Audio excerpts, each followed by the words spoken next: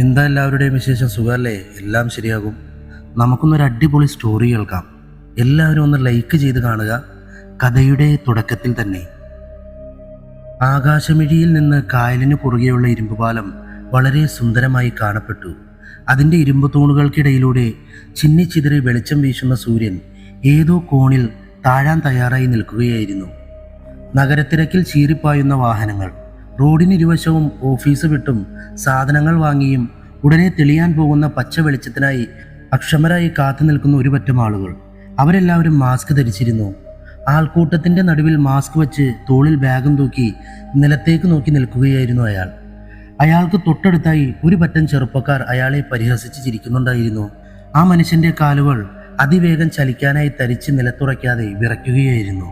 അയാളുടെ കണ്ണുകൾ ഭയത്തോടെ ചുറ്റും നോക്കുകയും കൈകൾ ബാഗിൻ്റെ വള്ളിയിൽ പിടിച്ച് ശക്തിയായി വലിക്കുകയും ഞെരിക്കുകയുമായിരുന്നു. ട്രാഫിക് സിഗ്നലിൽ പച്ച വെളിച്ചം തെളിഞ്ഞതും അയാൾ സീബ്ര ക്രോസിലേക്ക് ചാടിയിറങ്ങി. പെട്ടെന്നായിരുന്നു സിഗ്നൽ തെറ്റിച്ച് പാഞ്ഞു വന്നൊരു വെളുത്ത സ്വിഫ്റ്റ് കാറ് അയാളുടെ മുന്നിൽ സഡൻ ബ്രേക്കിട്ട് നിന്നത്. കാറിൻ്റെ ടയർ നിലത്തുരഞ്ഞ് ശബ്ദമുണ്ടാക്കി. ചുറ്റും നിന്നവർ ഞെട്ടിത്തിരിച്ച് അയാളെ നോക്കി. കാറിൻ്റെ ടയർ കരിഞ്ഞ് പുകയുയർന്നു. അതിൻ്റെ വാസന അന്തരീക്ഷത്തിൽ പരന്നു. പേടിച്ചിരണ്ട അയാൾ അതിശക്തിയായി കൈ ചുരുട്ടി കാറിൻ്റെ ബോണറ്റിൽ ആഞ്ഞടിച്ചു. കാറിൻ്റെ ബോണറ്റ് ഉള്ളിലേക്ക് ചുരുങ്ങി. അയാൾ രൂക്ഷമായി ഡ്രൈവറെ നോക്കി. ഡ്രൈവർ ഒരു പരിങ്ങലോടെ കൈ വിറച്ചുകൊണ്ട് അയാളെ നോക്കി. അയാൾ നോട്ടം പിന്നിലേക്ക് തിരിച്ച് തന്നെ കളിയാക്കിയ ചെറുപ്പക്കാരെ ശ്രദ്ധിച്ചു. ആ നോട്ടത്തിൻ്റെ ചൂടിൽ ദഹിച്ചുപോയ അവർ പരസ്പരം നോക്കി ആ രംഗത്തിൽ നിന്നും ഓടിമറഞ്ഞു. അയാൾ റോഡ് മുറിച്ചു കടന്നതും ശക്തിയായി തലയിൽ അമർത്തി ഒരു നിമിഷം നിന്നു. ശേഷം തലയുയർത്തി ചുറ്റും നോക്കി വിറച്ചുകൊണ്ട് നടത്തം ആരംഭിച്ചു. അതിവേഗം ചലിച്ചുകൊണ്ടിരുന്ന അയാളുടെ കാലുകൾ റോഡ് സൈഡിലെ ഒരു ചായക്കടയിൽ എത്തി നിന്നു. ചായക്കടക്കാരൻ അയാളെ കണ്ടതും ഒരു ഗ്ലാസ് എടുത്ത് ചൂടുവെള്ളത്തിൽ കഴുകി പഞ്ചസാരയിട്ട് ചൂട് ചായ പകർന്നു നീട്ടി. ഒരു മങ്ങിയ ചിരിയോടെ മാസ്ക് താഴ്ത്തി അയാൾ ഗ്ലാസ് വാങ്ങി ചുണ്ടോടടുപ്പിച്ച് പതിയെ ഊതി കുടിച്ചു. നേരം വളരെ വേഗം തന്നെ ഇരുട്ടിൽ മുങ്ങാൻ തുടങ്ങി. വഴിവിളക്കുകൾ ഒന്നൊന്നായി മിഴി തുറക്കാൻ ആരംഭിച്ചു. അയാൾ കാലിയായ ചായ ഗ്ലാസ് കടക്കാരന് നേരെ നീട്ടി പോക്കറ്റിൽ നിന്നും പേഴ്സെടുത്ത് 10 രൂപ നീട്ടി. കടക്കാരനത് വാങ്ങി അയാളുടെ മുഷിഞ്ഞ പോക്കറ്റിൽ തിരികെ. അയാൾ മെല്ലെ അതിനുശേഷം തൊട്ടടുത്ത ബസ് സ്റ്റോപ്പിലേക്ക് നീങ്ങി. അല്പനേരത്തെ കാത്തിരിപ്പിന്റെ ഒടുവിൽ ഒരു ബസ് സ്റ്റോപ്പിൽ വന്ന് ബ്രേക്ക് ഇട്ടു. ആളുകൾ തിക്കിത്തിരക്കി അകത്തേക്ക് അരിച്ചു കയറി. മിനിറ്റുകൾക്കുള്ളിൽ ഇറങ്ങേണ്ട സ്റ്റോപ്പ് എത്തിയതും തിങ്ങി നിറഞ്ഞ ആളുകൾക്കിടയിലൂടെ തിക്കിത്തിരക്കി അയാൾ പുറത്തിറങ്ങി.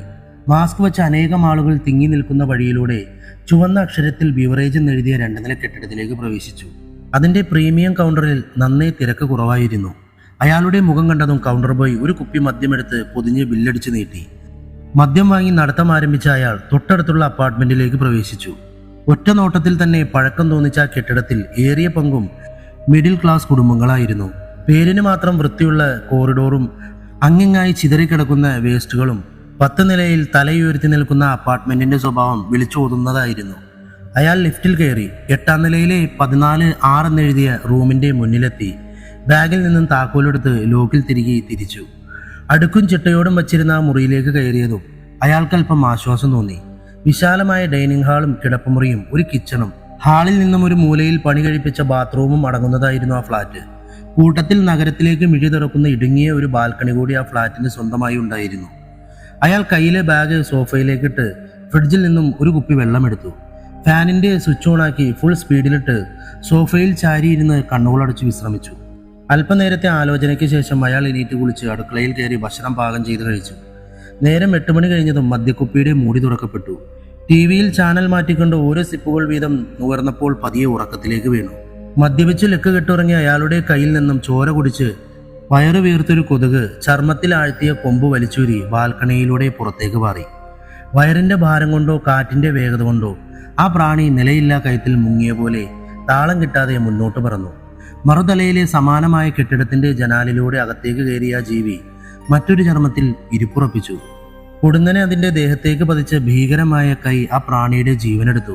പ്രാണൻ വെടിഞ്ഞ കൊതുകിന്റെ ശവം കോരിയെടുത്ത് നിലത്തേക്കിട്ട അയാൾ ബൈനോക്യുലറിലൂടെ മുന്നിലെ ഫ്ലാറ്റിലെ നിരീക്ഷണം തുടർന്നു. അവിടെ മദ്യപിച്ച് ബോധം മറഞ്ഞുറങ്ങുന്ന മനുഷ്യനെ ഒരു തവണ കൂടി നോക്കി തലയിലെ തൊപ്പി നേരെയാക്കി വിരലുകൾക്കിടയിലെ സിഗരറ്റ് ചുണ്ടിൽ തിരികെ പുക പുറത്തേക്ക് ഊതി. ആ പുക പുറത്തേ കാറ്റിൽ ആടിയുലഞ്ഞ് എങ്ങോ മാഞ്ഞുപോയി. നീണ്ട മണിക്കൂറുകൾ നേരത്തെ ഇരുട്ടിന് ശേഷം വീണ്ടും ഭൂമിയിൽ സൂര്യപ്രകാശം. ഭൂമുഖത്തേക്ക് വെളിച്ചം വീശിയതും ഉറങ്ങിക്കിടന്ന ആത്മാക്കളൊക്കെയും പുതു ഉന്മേഷത്തോടെ മരണത്തിൽ നിന്നും എണീറ്റു. സ്കൈ ഹൈ അപ്പാർട്ട്മെന്റിലെ 14-6 എന്ന മുറിയിലെ ശരീരം സോഫയിൽ നിന്നും എണീറ്റ് തിരിഞ്ഞും മറിഞ്ഞും മുരണ്ടുകൊണ്ട് കൈ മുകളിലേക്ക് പൊക്കി മൂരി നിവർന്നു. മേശമേൽ വച്ചിരുന്ന ഇൻഡിഗോ IT സൊല്യൂഷൻ എന്നെഴുതിയിരുന്ന ID കാർഡും മൊബൈൽ ഫോണും തങ്ങളെ റാഞ്ചാൻ വരുന്ന കരങ്ങളെ കാത്തിരിക്കുകയായിരുന്നു. ID കാർഡിൽ ഒരു ഫോട്ടോയും അതിന് താഴെ രോഹിത് N വിശ്വം എന്ന പേരും സിസ്റ്റം ഹെഡ് എന്ന അയാളുടെ തസ്തികയും രേഖപ്പെടുത്തിയിരുന്നു. കുളിച്ചിറങ്ങിയ രോഹിത് വൃത്തിയായി ഡ്രസ്സ് ചെയ്ത് അടുക്കളയിൽ നിന്നും ബ്രെഡും ജാമും കഴിച്ച ശേഷം ID കാർഡും ഫോണും പോക്കറ്റിൽ തിരികെ വാതിൽ പൂട്ടി ഓഫീസിലേക്ക് യാത്രയായി. ഓഫീസിലെത്തി പഞ്ച് ചെയ്തതും കഴിഞ്ഞ വൈകുന്നേരം തന്നെ കളിയാക്കി ചിരിച്ച ചെറുപ്പക്കാർ നടവഴിയിൽ അയാളെ നോക്കി പിറുപിറുത്തുകൊണ്ട് നിൽക്കുന്നുണ്ടായിരുന്നു. അവരുടെ മുഖത്ത് ഖനം കുറഞ്ഞ ഭയം ഉളവായിരുന്നു. അവരെ കണ്ടതും ശ്വാസം നിലച്ച പോലെ തോന്നി അയാൾക്ക്. രോഹിത് തെല്ലും ഭയത്തോടെ അയാളുടെ ബാഗിന്റെ വള്ളിയിൽ പിടിച്ചു ഞെരിച്ചുകൊണ്ട് തല താഴ്ത്തി കാലുകൾ വേഗം കൂട്ടി മുന്നോട്ട് നീങ്ങി. ഓഫീസിലെ ഇടവേളയില്ലാത്ത ജോലിയിൽ മുഴുകി സമയം പോയത് അയാൾ അറിഞ്ഞില്ല. നേരം വീണ്ടും ഒരു പകലിനെ വിഴുങ്ങിക്കൊണ്ട് അസ്തമിക്കാൻ തയ്യാറായി കഴിഞ്ഞിരുന്നു. രോഹിത് ഓഫീസിൽ നിന്നും ഇറങ്ങി സീബ്ര ക്രോസിൽ പച്ചവെളിച്ചം തെളിയുന്നതും നോക്കി നിന്നു. ചായക്കടയിൽ നിന്ന് ചായ കുടിച്ച് പതിവ് നടത്തം ആരംഭിച്ചു. ബസ് സ്റ്റോപ്പിൽ പതിവില്ലാത്ത ആൾക്കൂട്ടം കണ്ടയാൾ അതിലേക്ക് ലയിക്കാൻ മുന്നോട്ട് നീങ്ങി. ഒരു വഴിക്കച്ചവടക്കാരൻ പലവിധ സാധനങ്ങൾ നിരത്തി കച്ചവടം ചെയ്യുകയായിരുന്നു. രോഹിത് വാച്ചിലേക്ക് നോക്കി ചിലവഴിക്കാൻ സമയമുണ്ടെന്ന് ഉറപ്പുവരുത്തി ഓരോ സാധനത്തിലേക്കും കൺപായിച്ചു. അയാളുടെ കണ്ണുകൾ ഒരു എലിപ്പെട്ടിയിലും എക്സ്റ്റൻഷൻ ബോർഡിലും പതിഞ്ഞു. അത് രണ്ടും കയ്യിലെടുത്ത അയാൾ എക്സ്റ്റൻഷൻ ബോർഡ് കച്ചവടക്കാരന് നേരെ നീട്ടിക്കൊണ്ട് ചോദിച്ചു, ഈ എക്സ്റ്റൻഷൻ ബോർഡ് വാട്ടർ പ്രൂഫാണോ? ഈ വിലയ്ക്ക് വാട്ടർ പ്രൂഫ് ഒന്നും കിട്ടില്ല ഭായി, ചൈന സാധനമാണ്, നല്ല മൂവിങ്ങുള്ള ഐറ്റമാ. കടക്കാരൻ അയാളുടെ സമ്മതത്തിന് കാത്തു നിൽക്കാതെ അവ രണ്ടും കവറിൽ തിരികെ വില പറഞ്ഞ് രോഹിത്തിന് നേരെ നീട്ടിക്കൊണ്ട് പറഞ്ഞു. അയാൾ മറുത്തൊന്നും പറയാനാവാതെ കവർ വാങ്ങി പൈസ കൊടുത്തു. അപ്പോഴേക്കും ബസ് സ്റ്റോപ്പിലെത്തിയിരുന്നു. അയാൾ ബസ്സിൽ ഓടിക്കയറി ബാറിന് മുന്നിലേക്ക് ഇറങ്ങി. നേരം ഇരുട്ടി ഫ്ലാറ്റിലേക്ക് ചേക്കേറിയ അയാൾ പതിവ് പോലെ ബാഗ് സോഫയിലേക്ക് എറിഞ്ഞുകൊണ്ട് ഫ്രിഡ്ജിൽ നിന്നും വെള്ളമെടുത്ത് ഫാൻ ഓണാക്കി സോഫയിലേക്ക് തന്നെ വീണ് കണ്ണുകളടച്ചു. അല്പനേരത്തെ വിശ്രമത്തിന്റെ ഒടുവിൽ എണീറ്റ് ബാഗിൽ നിന്നും എക്സ്റ്റൻഷൻ ബോർഡ് എടുത്ത് ബാത്റൂമിലേക്ക് കയറി വാതിൽ കുറ്റിയിട്ടു. അത്യാവശ്യം വലിപ്പമുണ്ടായിരുന്ന ബാത്റൂമിന് ഡോർ തുറന്നു ചെല്ലുന്നിടത്ത് തന്നെ ഒരു വാഷ് ബേസിനും മുകളിൽ കണ്ണാടിയും അതിനു മുകളിലായി ഒരു ലൈറ്റും ഘടിപ്പിച്ചിരുന്നു.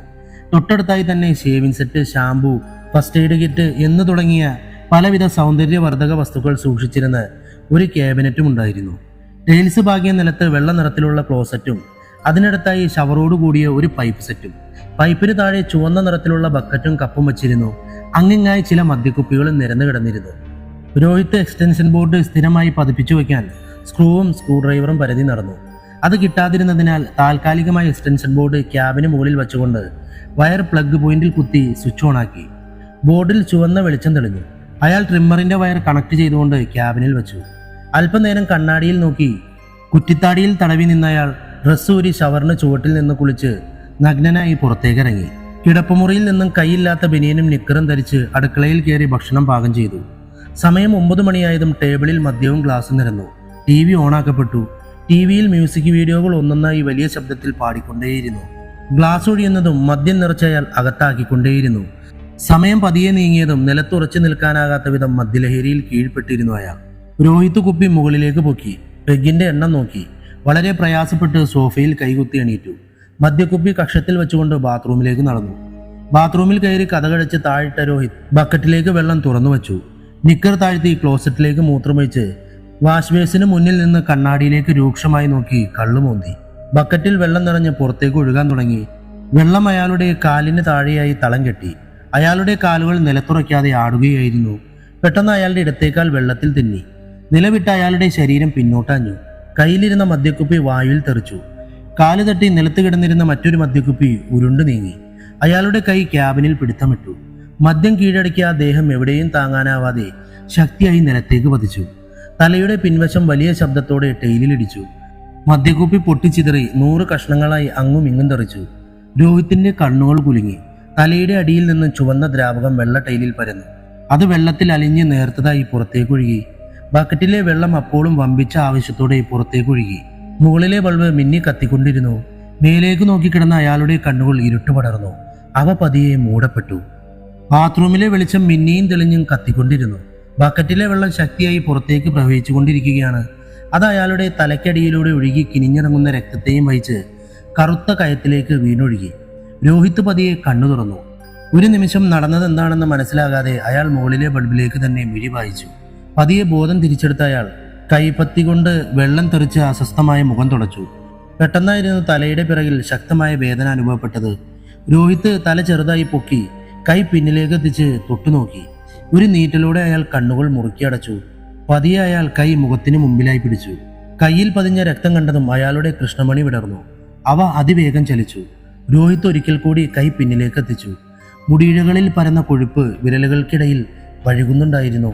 അയാൾ പാടെ ഭയപ്പെട്ടു. രോഹിത് കൈകുത്തി ഊര ചരിച്ച് എണീക്കാൻ ശ്രമിച്ചു. എന്നാൽ കൈ അനങ്ങിയെങ്കിലും കാലുകൾ അനങ്ങിയില്ല. ഉയരാനാവാതെ ആ ദേഹം നിലത്ത് തന്നെ മലർന്നു പതിച്ചു. അയാളുടെ ഉള്ളിൽ ഒരു മിന്നൽ പാഞ്ഞു.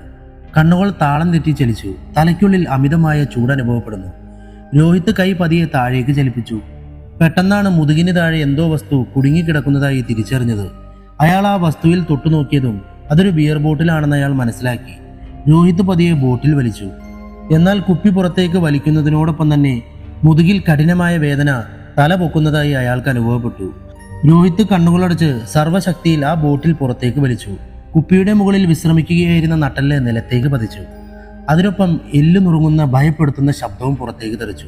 രോഹിത് വേദന കൊണ്ട് ആർത്തു. അയാളുടെ ശബ്ദം ബാത്റൂമിൽ മാറ്റലു കൊണ്ടതോടൊപ്പം കണ്ണുകളിൽ നിന്ന് ചുടുനീർ പുറത്തേക്ക് തെറിച്ചു. രോഹിത് പതിയെ തുടയിൽ തൊട്ടു. നിർഭാഗ്യവശാൽ ആ സ്പർശനം അറിഞ്ഞില്ലെന്ന് മാത്രമല്ല, കൈ അരയ്ക്ക് ചുറ്റും വേഗത്തിൽ പാഞ്ഞപ്പോഴും സ്പർശനം തിരിച്ചറിയാതെ അയാൾ പുളഞ്ഞുകൊണ്ടിരുന്നു. പതിയെ അയാളുടെ ബോധമനസ്സ് ആ വലിയ സത്യം തിരിച്ചറിഞ്ഞു. തൻ്റെ കൈയും തലയുമല്ലാതെ മറ്റൊന്നും തനിക്ക് ചലിപ്പിക്കാനാവുന്നില്ല എന്ന സത്യം. ഉടനെ അയാളുടെ തലയിൽ മാരകമായ വേദന അനുഭവപ്പെട്ടു. രോഹിത് കണ്ണുകൾ മുറുക്കിയടച്ച് തലയിൽ ശക്തിയായി പിടിച്ച് ചീറി. ബക്കറ്റിൽ നിന്നും ദേഹത്തേക്ക് തെറിച്ചു വീഴുന്ന വെള്ളത്തുള്ളികൾ വല്ലാതെ അലോസരപ്പെടുത്തിയതും അയാൾ കൈപ്പൊക്കത്തിലുണ്ടായിരുന്ന ടാപ്പ് പൂട്ടി. രോഹിത് കൈകുത്തി എണീക്കാൻ ഒരു ശ്രമം കൂടി നടത്തി. കൈമുട്ട് നിലത്ത് കുത്തി കഴുത്ത് പൊക്കാൻ ശ്രമിച്ചതും അയാളുടെ കണ്ണുകൾ തുറിച്ച് കഴുത്തിലെയും തോളിലെയും പേശികൾ വലിഞ്ഞു മുറുകി മുഖം ചുവന്നു. അയാൾ ശക്തിയായി ആർത്തു. ആ ശബ്ദം ബാത്റൂമിന്റെ 4 ചുവരുകളിൽ തട്ടി പ്രതിധ്വനിച്ചുകൊണ്ടിരുന്നു. കണ്ണുകൾ അനിയന്ത്രിതമായി നിറഞ്ഞുകൊണ്ട് അയാളുടെ തല വീണ്ടും നിലത്തേക്ക് തന്നെ പതിച്ചു. പരാജയം സമ്മതിച്ച രോഹിത് കൈപ്പത്തി നിലത്തടിച്ചുകൊണ്ട് ഉറക്കെ നിലവിളിച്ചു. പെട്ടെന്നായിരുന്നു വാഷ് ബേസിൽ നിന്നും നൂല് പോലെ നിലത്തേക്ക് വീഴുന്ന വെള്ളം അയാളുടെ ശ്രദ്ധയിൽപ്പെട്ടത്. രോഹിത് മേലേക്ക് നോക്കി. ഒടിഞ്ഞു വീഴാറായ ക്യാബിൻ ഒരു സ്ക്രൂവിൽ ഏത് നിമിഷവും നിലം പതിക്കുമെന്ന അവസ്ഥയിൽ തൂങ്ങിയാടുന്നു. രോഹിത് തല ചെരിച്ചു നോക്കി. ക്യാബിനിൽ അടുക്കി വച്ചിരുന്ന സാധനങ്ങൾ പലതും നിലത്തേക്ക് വീണ് ചിതറിക്കിടക്കുന്നുണ്ടായിരുന്നു. നില തെറ്റി വീണപ്പോൾ കൈ യാന്ത്രികമായി പൊങ്ങുന്നതും അതിൻ്റെ പിടുത്തം ക്യാബിനിൽ അമരുന്നതും അത് പെട്ടെന്ന് വീഴുന്നതും കണ്ണടച്ചു തുറന്നപ്പോൾ ഒരു സിനിമാരംഗം പോലെ അയാളുടെ ഉള്ളിൽ തെളിഞ്ഞു. ക്യാബിനിലെ സാധനങ്ങൾ വീണപ്പോൾ എന്തോ ഒന്ന് വാഷ് ബേസിന്റെ വെള്ളം പോകുന്ന പൈപ്പ് ബ്ലോക്ക് ആക്കിയിരിക്കാമെന്ന് അയാൾ ചിന്തിച്ചു. വെള്ളം കടന്നു പോകാനാകാതെ നിറഞ്ഞു തുളുമ്പിയ വാഷ് ബേസിനിൽ നിന്ന് അവ നൂല് പോലെ നിലത്തേക്ക് വീണുകൊണ്ടേയിരുന്നു. അത് തൊട്ടടുത്ത് അരയ്ക്ക് കീഴെ സ്വാധീനം നഷ്ടപ്പെട്ട അയാളുടെ ദേഹത്തിലേക്ക് വെള്ളത്തുള്ളികൾ വീഴ്ത്തിക്കൊണ്ടേയിരുന്നു. മദ്യത്തിന്റെ കെട്ട് പൂർണ്ണമായും വിട്ടൊഴിഞ്ഞതോടെ തൊണ്ട വറ്റി വരേണ്ടതായി അയാൾക്ക് അനുഭവപ്പെട്ടു. രോഹിത് എണീക്കാനാകാതെ കൈകൊണ്ട് ചുറ്റും പരതി. വീഴ്ചയ്ക്കിടയിൽ സ്ഥാനം മാറിയ വെള്ളം നിറഞ്ഞ ബക്കറ്റ് കയ്യിൽ തടഞ്ഞു. അയാൾ അതിനെ അടുത്തേക്ക് നീക്കി. അടുത്തെത്തിയ ബക്കറ്റിൽ ഇടത്തെ കൈമുക്കി കുമ്പിൾ പോലെ പിടിച്ച് വെള്ളം കോരി. എന്നാൽ ബക്കറ്റിൽ നിന്ന് വായിലേക്കുള്ള വഴിമധ്യേ കുമ്പിളിൽ നിറഞ്ഞ വെള്ളം അതിവേഗം ചോർന്നുപോയി. രോഹിത് ഒരിക്കൽ കൂടി ശ്രമിച്ചു. ആ ശ്രമവും പാഴായപ്പോൾ കണ്ണു നിറഞ്ഞ അയാൾ കൈയുടെ ഇരുപുറവും ആർത്തിയോടെ നക്കി തുടച്ചു. പെട്ടെന്നൊരു ഉപായം തോന്നിയ രോഹിത് കൈ നീട്ടി വാഷ് ബേസിന്റെ കാലിൽ പിടിച്ച് ശക്തിയായി വലിച്ചു. അയാളുടെ ദേഹം പതിയെ നീങ്ങി. എന്നാൽ മുതുകിലെ പരിക്ക് ഒരിക്കൽ കൂടി എല്ലു നുറുങ്ങുന്ന വേദന അയാൾക്ക് സമ്മാനിച്ചു. രോഹിത് പല്ല് കടിച്ചു പിടിച്ച് വേദനയെ നേരിട്ടു. അയാൾ മെല്ലെ നീങ്ങി മുഖം വാഷ് ബേസിനിൽ നിന്നും നൂല് പോലെ വീഴുന്ന വെള്ളത്തിന് നേരെ വെച്ചു. ഊർന്നിറങ്ങുന്ന വെള്ളം കൃത്യമായി അയാളുടെ വായിലേക്ക് പതിച്ചു. അല്പനേരം അങ്ങനെ കിടന്ന് ദാഹം മാറിയതും എന്തെന്നില്ലാത്ത ആശ്വാസം തോന്നി അയാൾക്ക്. രോഹിത് ചുറ്റും നോക്കി. എങ്ങനെയെങ്കിലും ഒന്ന് എണീറ്റിരിക്കാൻ ഉള്ളിൽ വല്ലാത്ത ആവേശം തോന്നി അയാൾക്ക്. മനസ്സിൽ ഒരു പ്ലാൻ കണ്ടെത്തി അയാൾ കൈ രണ്ടും പിന്നിലേക്ക് നീട്ടി ക്ലോസറ്റിന്റെ അടിയിൽ തപ്പിപ്പിടിച്ചു. അതിലേക്ക് ബലം കൊടുത്തുകൊണ്ട് പതിയെ മേലേക്ക് നീങ്ങി. തന്റെ ക്ലോസറ്റിൽ മുട്ടും വിധം എത്തിയതും അയാൾ കണ്ണടച്ച് ശ്വാസം വലിച്ചു വിട്ടു. ശ്വാസഗതി സാധാരണ നിലയിലായതും കൈ പൊക്കി ക്ലോസറ്റിന്റെ സൈഡിൽ പിടുത്തമിട്ടു. കൈ ബലമായി താഴേക്കമർത്തി. നനവ് പടർന്ന സെറാമിക് പ്രതലത്തിൽ നിന്നും അയാളുടെ കൈ തെന്നിമാറി ക്ലോസറ്റിന്റെ അകത്തേക്ക് തെറിച്ചു. അതോടെ ചെറുതായി പൊങ്ങിയ തലഭാഗം നിലത്തേക്ക് തന്നെ പതിച്ചു. രോഹിത് ക്ലോസറ്റിൽ നിന്നും വലിച്ചെടുത്ത കൈ ദേഹത്തെ ടീഷർട്ടിൽ തുളച്ച് വെള്ളം അകറ്റി വീണ്ടും പിടുത്തമിട്ടു. പതിയെ കയ്യിൽ ബലം നൽകിയതും ശരീരം മെല്ലെ പൊങ്ങാൻ തുടങ്ങി. രോഹിത്തിന്റെ മുഖം വീണ്ടും രക്തം കൊണ്ട് നിറഞ്ഞു. തലയിലെ പൊട്ടിൽ നിന്നും രക്തം കിനിഞ്ഞൊഴുകി വെള്ള നിറത്തിലുള്ള ക്ലോസറ്റിന്റെ പുറം പ്രതലത്തിൽ പരന്നു. പതിയെ ആ ശ്രമം ഫലം കണ്ടു തുടങ്ങി. അയാളുടെ ശരീരം തോളറ്റം വരെ പൊങ്ങി. ക്ലോസറ്റിൽ പുറം ചാരിയിരുന്ന് അതിവേഗം ശ്വാസം വലിച്ചു വിട്ടു. പെട്ടെന്നായിരുന്നു മിനുസമുള്ള പ്രതലത്തിൽ നിന്നും ചലനമറ്റ ദേഹം നിലത്തേക്ക് തന്നെ വഴുതി പോകുന്നത് അയാൾക്ക് അനുഭവപ്പെട്ടത്. രോഹിത് ശക്തിയായി കൈ നിലത്തുകുത്തി. പക്ഷെ കൈയും പിടുത്തം കിട്ടാതെ തെന്നിയതോടെ ആ ദേഹം വീണ്ടും നിലത്തേക്ക് തന്നെ വഴുതി വീണു. പക്ഷേ പിന്മാറാൻ ഒരുക്കമല്ലാതിരുന്ന മനസ്സിന്റെ ബലത്തിൽ അയാൾ വീണ്ടും ക്ലോസറ്റ് സീറ്റിൽ കൈപിടിച്ചു. ശക്തിയായി ബലം കൊടുത്തുകൊണ്ട് ശരീരം പാതിയും പൊക്കി ചാരിയിരുന്നു. ശ്വാസം വിടാൻ ഇട നൽകാതെ തന്നെ ഇരു കൈയും നിലത്തുകുത്തി അതീവ കരുത്തോടെ നിലത്തമർത്തി. ദ്രുതഗതിയിലുള്ള ആ ശ്രമം ഊര വളച്ചതും സകല നാഡീ ഞരമ്പുകളെയും നിശ്ചലമാക്കുന്ന കടുത്ത വേദന അയാളുടെ ദേഹത്തിലൂടെ പാഞ്ഞ് വായിലൂടെ ഒരു ആർക്കലായി പുറത്തേക്ക് തെറിച്ചു. അതിനോടൊപ്പം ചാരിയിരിക്കുക എന്ന അയാളുടെ ദൗത്യം പൂർണ്ണ വിജയം കാണുകയും ചെയ്തു. അറുത്തിട്ട പച്ചമാംസം പോലെ കിടന്നിരുന്ന തൻ്റെ ദേഹം വളരെ പാടുപെട്ട് ക്ലോസറ്റിന്റെ പ്രതലത്തിൽ ചാരിയിരുത്തിയപ്പോൾ അയാൾക്ക് നന്നേ ആത്മവിശ്വാസം തോന്നി തുടങ്ങി. രോഹിത് തല പിന്നിലേക്ക് ചായച്ചുകൊണ്ട് മുകളിലേക്ക് നോക്കി ശ്വാസം വലിച്ചു വിട്ടു. പതിയെ അയാളുടെ കണ്ണുകൾ താഴേക്ക് തന്നെ പാഞ്ഞു. നീണ്ടു നിവർന്ന സ്വാധീനമില്ലാത്ത കാലുകളിൽ തൊട്ടും തലോടിയും കണ്ണീർ പൊഴിച്ചു. പെട്ടെന്നായിരുന്നു വയറിന്റെ ഇടതുഭാഗത്ത് നിന്നും ഒരു ചോരപ്പാട് ഒലിച്ചിറങ്ങുന്നത് അയാൾ ശ്രദ്ധിച്ചത്. രോഹിത് പതിയെ ടീഷർട്ട് വയറിന് മേലെ വരെ പൊക്കി. ആ കാഴ്ച കണ്ടതും അയാൾ നന്നേ പരിഭ്രാന്തനായി. ഒരു കുപ്പിച്ചില്ല് വയറിൽ തുളച്ചു കയറി ദ്വാരം സൃഷ്ടിച്ച് പുറത്തേക്ക് ഉന്തി നിൽക്കുന്നു. അതിൽ നിന്നും രക്തം കിനിഞ്ഞിറങ്ങുന്നതിനോടൊപ്പം ധൈര്യം ചോർന്നു പോകുന്നത് പോലെ അയാൾക്ക് അനുഭവപ്പെട്ടു. രോഹിത്തിന്റെ നെഞ്ചിടിപ്പ് വീണ്ടും ക്രമാതീതമായി ഉയർന്നു. അയാൾ പതിയെ മുറിവിന് ചുറ്റും വിരലോടിച്ചു. ഉടനെ അതിയായ വേദന തലപൊക്കി. രോഹിത് കൈപൊക്കി പതിയെ ടീഷർട്ട് വലിച്ചൂരി വീണ്ടും മുറിവിലേക്ക് നോക്കി. വയറിന് വലതുഭാഗത്തായി തറച്ചു നിൽക്കുന്ന കുപ്പിച്ചില്ല്, അതിനു ചുറ്റും രക്തം പടർന്ന് തടിച്ചു നിൽക്കുന്ന ചർമ്മം, കീറിയ ചർമ്മത്തിൽ നിന്നും പുറത്തേക്ക് ഉന്തി നിൽക്കുന്ന മാംസം, അവയിൽ നിന്നും പുറത്തേക്ക് വമിക്കുന്ന പച്ച മാംസത്തിന്റെയും രക്തത്തിന്റെയും രൂക്ഷഗന്ധം. ആ ഗന്ധം സിരകളിൽ പടർന്നതും അയാളൊന്ന് ഓക്കാനിച്ചു. രോഹിത് വെള്ളം വലിച്ചെടുത്ത് കുതിർന്ന വസ്ത്രം മുറിവിന് മേൽ പിടിച്ചു വിഴിഞ്ഞു. അതിൽ നിന്നും പുറത്തേക്കൊഴുകിയ ചോര കലർന്ന റോസ് നിറത്തിലുള്ള വെള്ളം മുറിവിലേക്ക് വീണ് ഒഴുകിപ്പോയി. ശേഷം ടീഷർട്ട് കൊണ്ട് പതിയെ മുറിവിന് ചുറ്റും തുടച്ച് വൃത്തിയാക്കി. നോവ് താൽക്കാലികമായി ശമിച്ചതും ആത്മവിശ്വാസം കൈവരിച്ച അയാൾ ടീഷർട്ട് നിവർത്തി കുടഞ്ഞു. കട്ടി കുറഞ്ഞ ആ വസ്ത്രത്തിന്റെ നടുവിൽ പിടിച്ചുകൊണ്ട് ശക്തിയായി വലിച്ചു. വലിയ ബലം കൊടുക്കാതെ തന്നെ അത് രണ്ടായി മുറിഞ്ഞു. രോഹിത് തുണിയുടെ പാതി വായിലേക്ക് തിരികെ കടിച്ചു പിടിച്ചു. കൈവിരൽ നിലത്തെ വെള്ളത്തിൽ മുക്കിക്കുടഞ്ഞ് തുണിയിൽ തുടച്ച് വൃത്തിയാക്കി. വലത്തെ കൈയിലെ ചൂണ്ടുവിരൽ കൊണ്ട് തറച്ചു നിൽക്കുന്ന ഗ്ലാസിൽ മെല്ലെ തടവി പുറത്തേക്ക് തുറച്ചു നിൽക്കുന്ന ഭാഗത്ത് പിടുത്തമിട്ടു. വിരൽ ചെറുതായി മുറിവിന്റെ ഉള്ളിലേക്ക് തിരികെ കയറ്റിയതും അതിശക്തിയായി നൊന്ത രോഹിത് പല്ലുകൾ തുണിയിൽ ആഴ്ത്തി. അതിൽ നിന്നും കിരിഞ്ഞിറങ്ങുന്ന വെള്ളം അയാളുടെ കീഴ്ചുണ്ടിലൂടെ താടിയിലേക്ക് ഒഴുകി. വിരലുകൾ ചില്ല് കഷ്ണത്തെ മുകളിലേക്ക് വലിച്ചു. അയാൾ ശക്തിയായി കണ്ണുകളടച്ച് ചീറി. അതോടൊപ്പം ചില്ല് പതിയെ പുറത്തേക്ക് വന്നുകൊണ്ടേയിരുന്നു. അതിന്റെ സിംഹഭാഗവും പുറത്തെത്തിയതും മിന്നൽ വേഗത്തിൽ പുറത്തേക്ക് ഒറ്റവലി. കഠിനമായ വേദന അയാളുടെ ആർക്കലിന്റെ ശക്തി കൂട്ടി. ചോരയിൽ കുളിച്ച ചില്ല് കഷ്ണം നിലത്തേക്ക് പതിച്ചു. മുറിവിൽ നിന്നും തുറന്നുവിട്ട പൈപ്പ് പോലെ രക്തം പുറത്തേക്കൊഴുകി. അയാൾ കൈകൊണ്ട് ശക്തിയായി മുറിവിലമർത്തി. നിമിഷ നേരം കൊണ്ട് തന്നെ വിരലുകൾക്കിടയിലൂടെ രക്തം പുറത്തേക്ക് ചീറ്റിത്തെറിച്ചു. രോഹിത് തുണി നാലായി മടക്കി മുറിവിൽ വലിച്ചു കെട്ടി. തുണിയുടെ സുഷിരങ്ങളിലൂടെ രക്തം വമ്പിച്ച ആവേശത്തോടെ പുറത്തേക്ക് തലനീട്ടി. അയാൾ വായിൽ നിന്നും തുണിയെടുത്ത് മുറിവിൽ ശക്തിയായി അമർത്തിപ്പിടിച്ചു. നന്നേ തളർന്ന രോഹിത് കണ്ണുകളടച്ച് ശ്വാസം വലിച്ചു വിട്ടു. കൈകൾ അപ്പോഴും മുറിവിന് മീതെ അമർത്തിപ്പിടിച്ചിരുന്നു. നിലത്ത് കിടന്ന ചില്ലുകഷ്ണത്തിലെ രക്തം വെള്ളവുമായി ലയിച്ച് ഭംഗിയുള്ള അമൂർത്ത കല പോലെ പരന്നുകൊണ്ടേയിരുന്നു. രോഹിത് വേദന കടിച്ചു പിടിച്ച് കണ്ണീരൊഴുക്കി അതേ ഇരിപ്പ് തുടർന്നു. പുറത്തു നിന്നും ഉയരുന്ന ടിവിയുടെ ശബ്ദം അയാളെ വല്ലാതെ അലോസരപ്പെടുത്തി. അയാൾ പതിയെ വയറിൽ അമർത്തിപ്പിടിച്ച കൈ അയച്ചു. തുണി പൊക്കി മുറിവിലേക്ക് നോക്കി. രക്തപ്രവാഹം താൽക്കാലികമായി നിന്നുവെന്ന് തോന്നിയതും അയാൾ കൈ മടക്കി തലയുടെ പിന്നിൽ തൊട്ടുനോക്കി. തലയിലെ പൊട്ടലിന് ചുറ്റുള്ള മുടിയിഴകൾ രക്തത്തിൽ കുതിർന്ന് മുറിവിനെ മറച്ചു നിൽക്കുകയായിരുന്നു. അയാൾ പതിയെ വിരൽ കൊണ്ട് അവയെ തലോടി മാറ്റി. വിരൽ മുറിവിൽ തട്ടിയതും അതിയായ നീറ്റലിൽ അയാൾ കണ്ണ് ചിമ്മി ചുണ്ട് കടിച്ചു മുരണ്ടു. മുടിയിഴകൾ പൊട്ടലിൽ നിന്നും വകഞ്ഞു മാറ്റി കീറിയ തുണിയുടെ ബാക്കി ഭാഗം കൊണ്ട് തലയുടെ പിന്നിൽ വെച്ചമർത്തി ചോര ഒപ്പിയെടുത്ത് അതേ തുണി കൊണ്ട് തന്നെ മുറിവിൽ വലിച്ചു കെട്ടി. രോഹിത് വീണ്ടും രക്ഷക്കായി അലറിക്കൊണ്ടേയിരുന്നു. പക്ഷേ ടിവിയിൽ നിന്നും ഉയരുന്ന അളവിൽ കവിഞ്ഞ ശബ്ദത്തിൽ അയാളുടെ കേഴൽ അടക്കിയ ശബ്ദമായി മാത്രം പുറത്തേക്ക് തെറിച്ചു.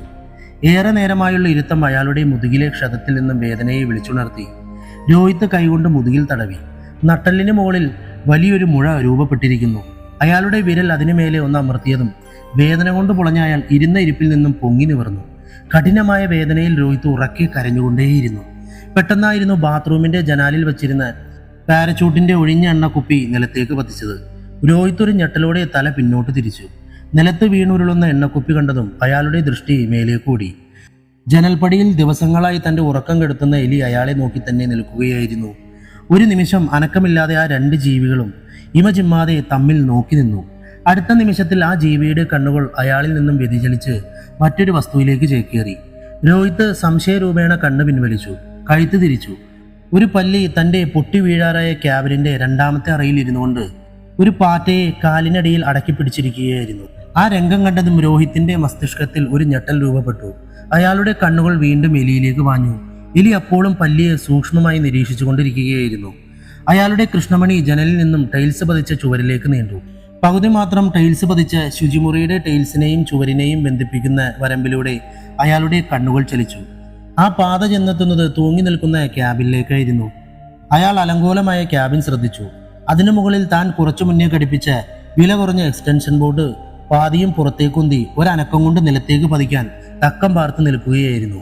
രോഹിത്തിന്റെ നെഞ്ചിൽ വലിയൊരു ഭൂകമ്പം രൂപപ്പെട്ടു. അയാൾ കണ്ണുകൾ അടച്ചു. മനസ്സിൽ ഭയചകിതമായ ഒരു രംഗം രൂപം കൊണ്ടു. ജനിതകമായി ചെറിയ രൂപമുള്ള ആ ജീവി പതിയെ നടന്ന് ക്യാബിന്റെ അടുത്തെത്തി.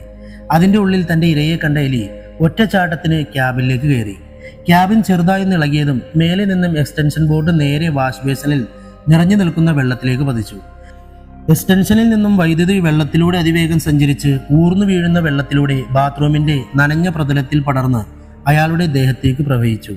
വൈദ്യുതി ദേഹത്തിലൂടെ സഞ്ചരിച്ചതും പേശികൾ വലിഞ്ഞു മുറുകി, ഞെരുമ്പുകൾ പൊട്ടി, ചർമ്മം കരിഞ്ഞ് അഗാധമായ വേദനയോടെ ശ്വാസം നിലച്ച് തന്റെ ദേഹം നിലത്തേക്ക് വീണു. രോഹിത് ഒരു ഞെട്ടലോടെ കണ്ണു തുറന്ന് ക്യാബിനിലേക്ക് നോക്കി. അപ്പോഴേക്കും പല്ലി പാറ്റയെ തിന്നു തീർത്തിരുന്നു. അയാൾ തലതിരിച്ച് ജനാലിലേക്ക് നോക്കി. എലി അപ്രത്യക്ഷമായിരിക്കുന്നു. അയാളുടെ നെഞ്ചിടിപ്പ് വർദ്ധിച്ചു. രോഹിത് നോട്ടം ചുവരിലേക്ക് പായിച്ചു. അവിടെ പാതി വഴിയിലെത്തിയ ആ ജീവിയെ കണ്ടതും അയാളുടെ ഉള്ളിൽ നിന്നും പ്രാകൃതമായ ശബ്ദങ്ങൾ പുറത്തേക്ക് വന്നതോടൊപ്പം കൈകളും ഉയർന്ന് അതിന് നേരെ വീശി. ശബ്ദം കേട്ടതും ആ ജീവി ഒരു നിമിഷം നിശ്ചലമായി അയാളെ തന്നെ നോക്കി. രോഹിത്തിന്റെ ഉള്ളിൽ പ്രതീക്ഷയുണർന്നു. അയാൾ ബക്കറ്റിൽ നിന്നും വെള്ളമെടുത്ത് അതിന് നേരെ എറിഞ്ഞു. പക്ഷേ ഊക്കു കുറഞ്ഞ വെള്ളത്തുള്ളികൾ പാതി വഴിയിൽ ബലക്ഷയം സംഭവിച്ച് നിലത്തേക്ക് പതിച്ചു. എലി രണ്ടടി കൂടി മുന്നോട്ട് നീങ്ങി. രോഹിത് വീണ്ടും കൈവീശി ശബ്ദമുണ്ടാക്കി. എലി വീണ്ടും ഒരു നിമിഷം സംശയിച്ചു നിന്നു. അയാൾ ചുറ്റും പരതി. കയ്യിൽ കിട്ടിയ പ്ലാസ്റ്റിക് കപ്പ് എടുത്ത് അതിനെ നേരെ എറിഞ്ഞു. ചുവരിൽ തട്ടിത്തെറിച്ച കപ്പിന്റെ ശബ്ദം 4 ചുവരിലും തട്ടി പ്രതിധ്വനിച്ചു. പേടിച്ചരണ്ട എലി പിന്നിലേക്ക് തിരിഞ്ഞ് ജനൽ വഴി പുറത്തേക്ക് ഓടി. പേടിച്ചരണ്ട രോഹിത് സർവശക്തിയിൽ ഹെൽപ്പ് എന്ന് നിലവിളിച്ചു. അത് ടിവിയുടെ ശബ്ദത്തെ കവച്ച് പുറത്തേക്ക് ഒഴുകി. അതേസമയം സ്കൈ ഹൈ അപ്പാർട്ട്മെന്റിലെ 8ാം നിലയിലെ ലിഫ്റ്റിന്റെ ഡോർ രണ്ടായി പിളർന്ന് തുറക്കപ്പെട്ടു. മലർക്കെ തുറന്ന ലിഫ്റ്റിന്റെ ഡോർ കടന്ന ഒരു സ്ത്രീയും പുരുഷനും പുറത്തേക്കിറങ്ങി. ഭാര്യ ഭർത്താക്കന്മാരെന്ന് തോന്നിച്ച പുരുഷന്റെ തോളിൽ 10 വയസ്സ് തോന്നിച്ച ഒരു പെൺകുട്ടി ചാഞ്ഞുറങ്ങുന്നുണ്ടായിരുന്നു. ഇരുവരുടെയും കയ്യിൽ പലതരം കവറുകളും കണ്ണുകളിൽ നന്നേ ക്ഷീണവും തോന്നിപ്പിച്ചിരുന്നു. ചാവി. ഇരുവരും നടന്ന് 14D എന്ന ഫ്ലാറ്റിന്റെ മുന്നിലെത്തിയതും ഭർത്താവ് ഭാര്യയെ നോക്കി ചോദിച്ചു. ചാവി നിങ്ങളുടെ പോക്കറ്റിലല്ലേ? തലയിൽ തട്ടമിട്ട ആ സ്ത്രീ പറഞ്ഞു. അയാൾ മുന്നിലെയും പിന്നിലെയും പോക്കറ്റ് തപ്പി ചാവി വലിച്ചെടുത്തു. ആ, ഞാൻ നിന്റെ കയ്യിലാണെന്ന് വിചാരിച്ചു, അയാൾ പറഞ്ഞു. തീരെ ക്ഷീണിതയായ സ്ത്രീ ചുവരിൽ ചാരി നിന്ന് അയാളെ രൂക്ഷമായി നോക്കി. അയാൾ ഒരു ചമ്മലോടെ നോട്ടം പിൻവലിച്ച് ചാവി വാതിൽ പഴുതിൽ തിരിച്ചതും പെട്ടെന്നൊരു ശബ്ദം അയാളുടെ കാതിൽ പതിഞ്ഞു. അയാൾ തല വെട്ടിച്ച് ദൂരേക്ക് നോക്കി. ചാവിയോടൊപ്പം തിരിഞ്ഞുകൊണ്ടിരുന്ന കൈ പാതി വഴിയിൽ നിശ്ചലമായി. നീ ഒരു ഒച്ച കേട്ടോ? അയാൾ ചോദിച്ചു. ഏതൊച്ച? സ്ത്രീ മറുചോദ്യം എറിഞ്ഞു. ആരോ നിലവിളിക്കുന്ന പോലെ. ഓ, അതാ കുടിയനായിരിക്കും. അയാളുടെ ഭാര്യ നിരഞ്ജന മരിച്ചതിൽ പിന്നെ എന്നും രാത്രി ഉള്ള കള്ളെല്ലാം കുടിച്ചു കയറ്റി ഒച്ചയും ബഹളവും ഒക്കെയാണ്. കഴിഞ്ഞ 6 മാസമായിട്ട് ഇത് തന്നെയല്ലേ പരിപാടി. അയാളുടെ ശല്യം സഹിക്കാതെയാ തൊട്ടടുത്ത ഫ്ലാറ്റിലെ ആളുകളൊക്കെ മാറിപ്പോയത്. ഇപ്പോൾ ഈ ഫ്ലോറിൽ നമ്മളും അയാളും മാത്രമേ ഉള്ളൂ. ഇങ്ങനെ പോവാണെങ്കിൽ വൈകാതെ നമുക്കും മാറേണ്ടി വരും. നിങ്ങൾ അതും ഇതും നോക്കി നിൽക്കാതെ വാതിൽ തുറക്ക്. ഏയ്, ഇതൊന്നുമല്ല. എന്തോ കുഴപ്പമുള്ളതുപോലെ. അയാൾക്കെന്തോ പറ്റിയതുപോലെയാണ് നിലവിളിക്കുന്നത്. നീ ഒരു കാര്യം ചെയ്യ്, മോളെ കൊണ്ട് കയറിക്കോ. ഞാനൊന്ന് നോക്കിയിട്ട് വരാം. ദേയ്ക്ക, ആവശ്യമില്ലാത്ത പണിക്കൊന്നും പോണ്ട. അയാൾ എന്തേലും ആയിക്കോട്ടെ. ഓ, നീ ഒന്ന് നിൽക്കടോ, ഞാനിപ്പോൾ വരാം. അയാൾ തോളിൽ കിടന്നുറങ്ങുന്ന മോളെ അവൾക്ക് നേരെ നീട്ടിക്കൊണ്ട് പറഞ്ഞു. ആ സ്ത്രീ എന്തെല്ലോ പിറുപുറത്ത് കയ്യിലുള്ള ബാഗ് നിലത്തേക്ക് വെച്ച് ഉറങ്ങിക്കിടക്കുന്ന മോളെ എടുത്ത് തോളിൽ കിടത്തി. അയാൾ പാതി തിരിച്ച ലോക്ക് തുറന്നുകൊണ്ട് അവരോട് അകത്തേക്ക് കയറാൻ നിർദ്ദേശിച്ചു. അയാൾ രോഹിത്തിന്റെ ഫ്ലാറ്റ് ലക്ഷ്യമാക്കി നടന്നു. ഓരോ അടി മുന്നോട്ട് വെക്കുന്നതും ടിവിയുടെ ശബ്ദം അയാളുടെ കാതിൽ ഉയർന്നു കേൾക്കാൻ ആരംഭിച്ചു. അയാൾ ഇടയ്ക്കിടെ പിന്നോട്ട് തിരിഞ്ഞു നോക്കുന്നുണ്ടായിരുന്നു. അവിടെ വാതിൽപ്പിടിയിൽ കുഞ്ഞിനെയും തോളിലിട്ടുകൊണ്ട് അയാളെ തന്നെ ശ്രദ്ധിക്കുകയായിരുന്നു ആ സ്ത്രീ രൂപം. കോറിഡോർ പാതയും ഇരുട്ടിൽ മറഞ്ഞിരുന്നു. അത് അയാളുടെ നെഞ്ചിൻതാളം വേഗത്തിലാക്കി. അയാളുടെ കാലുകൾ രോഹിത്തിന്റെ ഫ്ലാറ്റിന്റെ മുന്നിൽ എത്തി നിന്നു. ചെവി അകത്തേക്ക് നീണ്ടു. ടിവിയിൽ നിന്നും എന്തോ തട്ടുമുട്ടുപാട്ടിന്റെ കാതു തുളയ്ക്കുന്ന ശബ്ദമല്ലാതെ മറ്റൊന്നും കേൾക്കുന്നുണ്ടായിരുന്നില്ല. അയാൾ ഒരു നിമിഷം വാതിലിന്റെ മുന്നിൽ സംശയിച്ചു നിന്ന് ഡോർ പിടിയിൽ പിടിച്ച് താഴ്ത്തി. അത് ലോക്കായിരുന്നു. ഒരിക്കൽ കൂടി ശ്രമിച്ച് പരാജയപ്പെട്ട അയാൾ കൈ ഉയർത്തി വാതിലിൽ തട്ടാഞ്ഞാഞ്ഞതും പെട്ടെന്ന് പിന്നിൽ നിന്നും അയാളുടെ ഭാര്യ ഉറക്കി അയാളുടെ പേര് വിളിച്ചു. പെട്ടെന്നുണ്ടായ വിളിയിൽ പകച്ചുപോയ അയാൾ കൈ പിൻവലിച്ച് ഡോറിലേക്ക് തന്നെ രൂക്ഷമായി നോക്കി നിന്നു. പതിയെ അയാൾ പിന്തിരിഞ്ഞു നടന്ന് സ്ത്രീയുടെ മുന്നിലെത്തി. എന്തേ തിരിച്ചു പോന്നു? അവർ പരിഹാസച്ചിരിയോടെ ചോദിച്ചു. ഏയ്, അവിടെ എത്തിയപ്പോൾ ശബ്ദമൊന്നും കേട്ടില്ല. TV ആയി വോളിയത്തിൽ വെച്ചിട്ടുണ്ട്. ചിലപ്പോൾ എനിക്ക് തോന്നിയതാകും. അയാൾ അവരുടെ മുഖം നോക്കാതെ നിലത്ത് കിടന്നിരുന്ന കവറുകൾ ഓരോന്നായി എടുത്തുകൊണ്ട് വിശദീകരിച്ചു. സ്ത്രീ കുഞ്ഞിനെയും കൊണ്ട് അന്ധകാരം നിറഞ്ഞ മുറിയിലേക്ക് പ്രവേശിച്ചു. അയാൾ കാലിലെ ഷൂ കാലുകൊണ്ട് തന്നെ ഊരി ഒരിക്കൽ കൂടി 14R എന്ന ഫ്ലാറ്റിലേക്ക് നോക്കി. അയാളുടെ ഉള്ളിൽ വീണ്ടും സംശയങ്ങൾ ഉയർന്ന് മനസ്സ് ചാഞ്ചാടിക്കൊണ്ടിരുന്നു. ആ ഡോറിന്റെ ലോക്കിലേക്ക് തന്നെ കണ്ണെടുക്കാതെ നോക്കി നിന്ന അയാളുടെ കാലുകൾ വീണ്ടും യാന്ത്രികമായി രോഹിത്തിന്റെ ഫ്ലാറ്റിന്റെ മുന്നിലേക്ക് നടക്കാനാഞ്ഞു. പെട്ടെന്ന് അകത്ത് നിന്നും ഉറങ്ങിക്കിടക്കുന്ന തന്റെ മകളുടെ കരച്ചിൽ കേട്ടതും അയാൾ ചിന്തയിൽ നിന്നും ഇറങ്ങി അകത്തേക്ക് പ്രവേശിച്ചു. ഇതേ നേരം തന്റെ വിളി കേൾക്കാൻ ആരും വരില്ലെന്ന സത്യം മനസ്സിലാക്കിയ രോഹിത് തളർന്നു. കണ്ണീർ വാർത്ത് എത്രയും പെട്ടെന്ന് പുറത്തു കടക്കാനുള്ള വഴികൾ പരതുകയായിരുന്നു. തന്റെ ജീവൻ അപഹരിക്കാൻ കഴിവുള്ള കുഞ്ഞൻ ജീവി വീണ്ടും തന്നെ തേടി വരുമെന്ന് മനസ്സിലുറപ്പിച്ച അയാൾ ജനലിലേക്ക് തന്നെ കണ്ണിമ വെട്ടാതെ നോക്കിയിരിക്കുകയായിരുന്നു. കൃഷ്ണമണികൾ ചുരുങ്ങിയും വികസിച്ചു.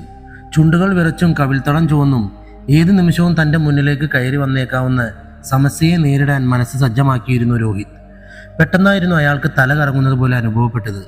ഇനിയും ഒരുപാട് നേരം പിടിച്ചു നിൽക്കാൻ കഴിയില്ലെന്ന് മനസ്സിലാക്കിയ അയാൾ എത്രയും പെട്ടെന്ന് ബാത്റൂമിൽ നിന്നും രക്ഷപ്പെടണമെന്ന് ഉറപ്പിച്ച് വാതിലിലേക്ക് നോക്കി. സ്റ്റീൽ കൊണ്ട് പണിത വാതിലിന്റെ മുകളിൽ ഒരു താഴുണ്ടായിരുന്നു. വാതിലിന്റെ നടുവിലായി ഒരു ഹാൻഡിൽ ലോക്കും ഘടിപ്പിച്ചിരുന്നു. ആ വലിയ ഫ്ലാറ്റിൽ ഒറ്റയ്ക്കായിരുന്നിട്ടും മുകളിലെ താഴിട്ട് അകത്തേക്ക് കയറാൻ തോന്നിച്ച ബുദ്ധിയിൽ അയാൾക്ക് നന്നേ ഖേദം തോന്നി. കൂടാതെ നടുവിലുള്ള ഹാൻഡിൽ ലോക്ക് അയാളുടെ പ്രതീക്ഷകൾക്ക് കൂടുതൽ തിരിച്ചടി നൽകുന്നതുമായിരുന്നു. രോഹിത്തിന്റെ കണ്ണുകൾ ബാത്റൂമിന്റെ ഓരോ മൂലയിലെ വസ്തുക്കളിലും പരതി നടന്നു.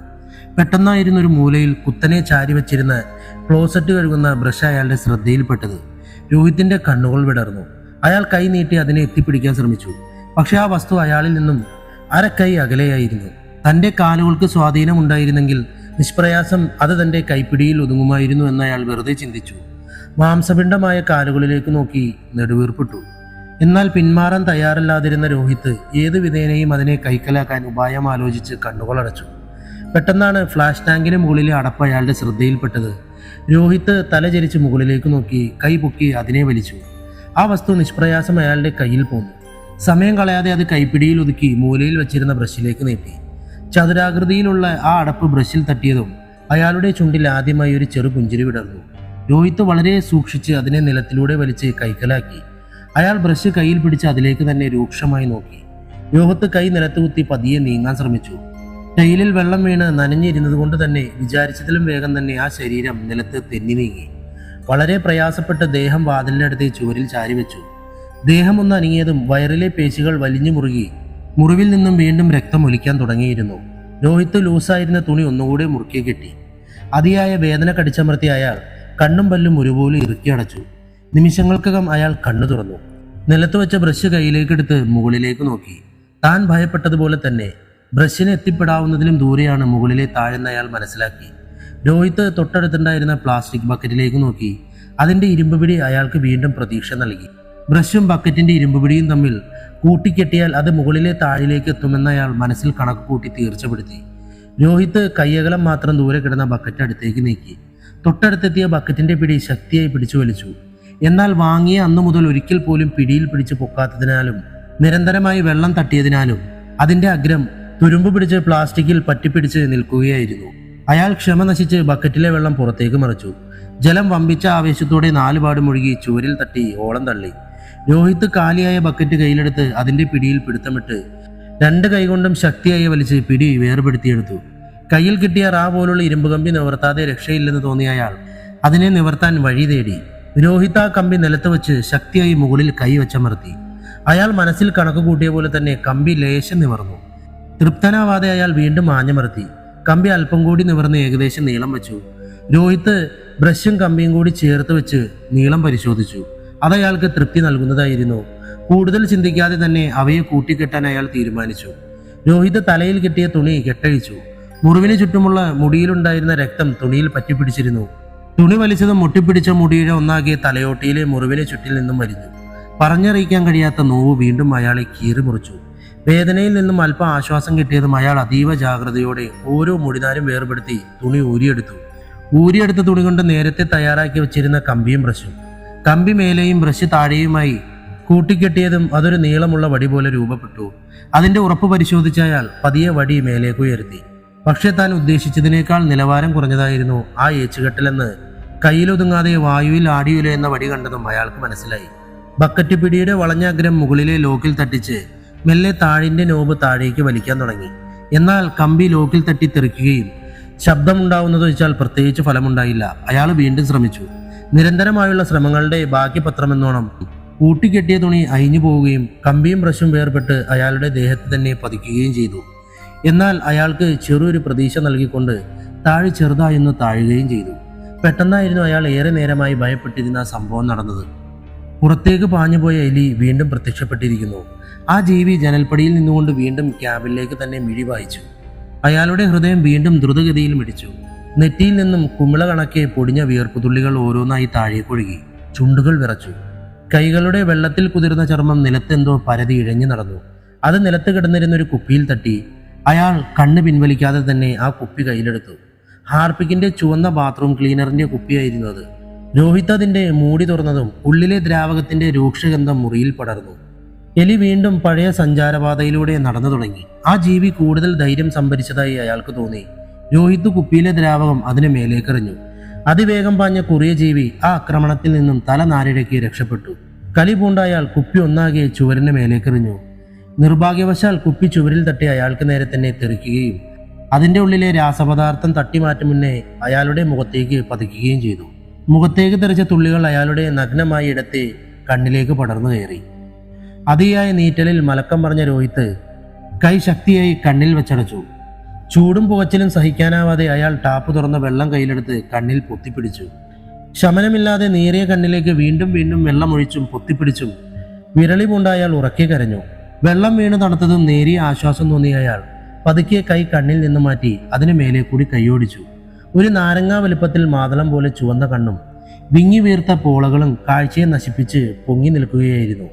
അസഹ്യമായ വേദനയിലും തന്റെ ദുരാവസ്ഥയിലും മനം മടുത്ത അയാൾ കൈ നിലത്തടിച്ച് വാവിട്ട് നിലവിളിച്ചു. കരഞ്ഞു തളർന്ന രോഹിത് ഒരു കൈകൊണ്ട് കണ്ണ് പൊത്തിപ്പിടിച്ച് ചുറ്റും നോക്കി.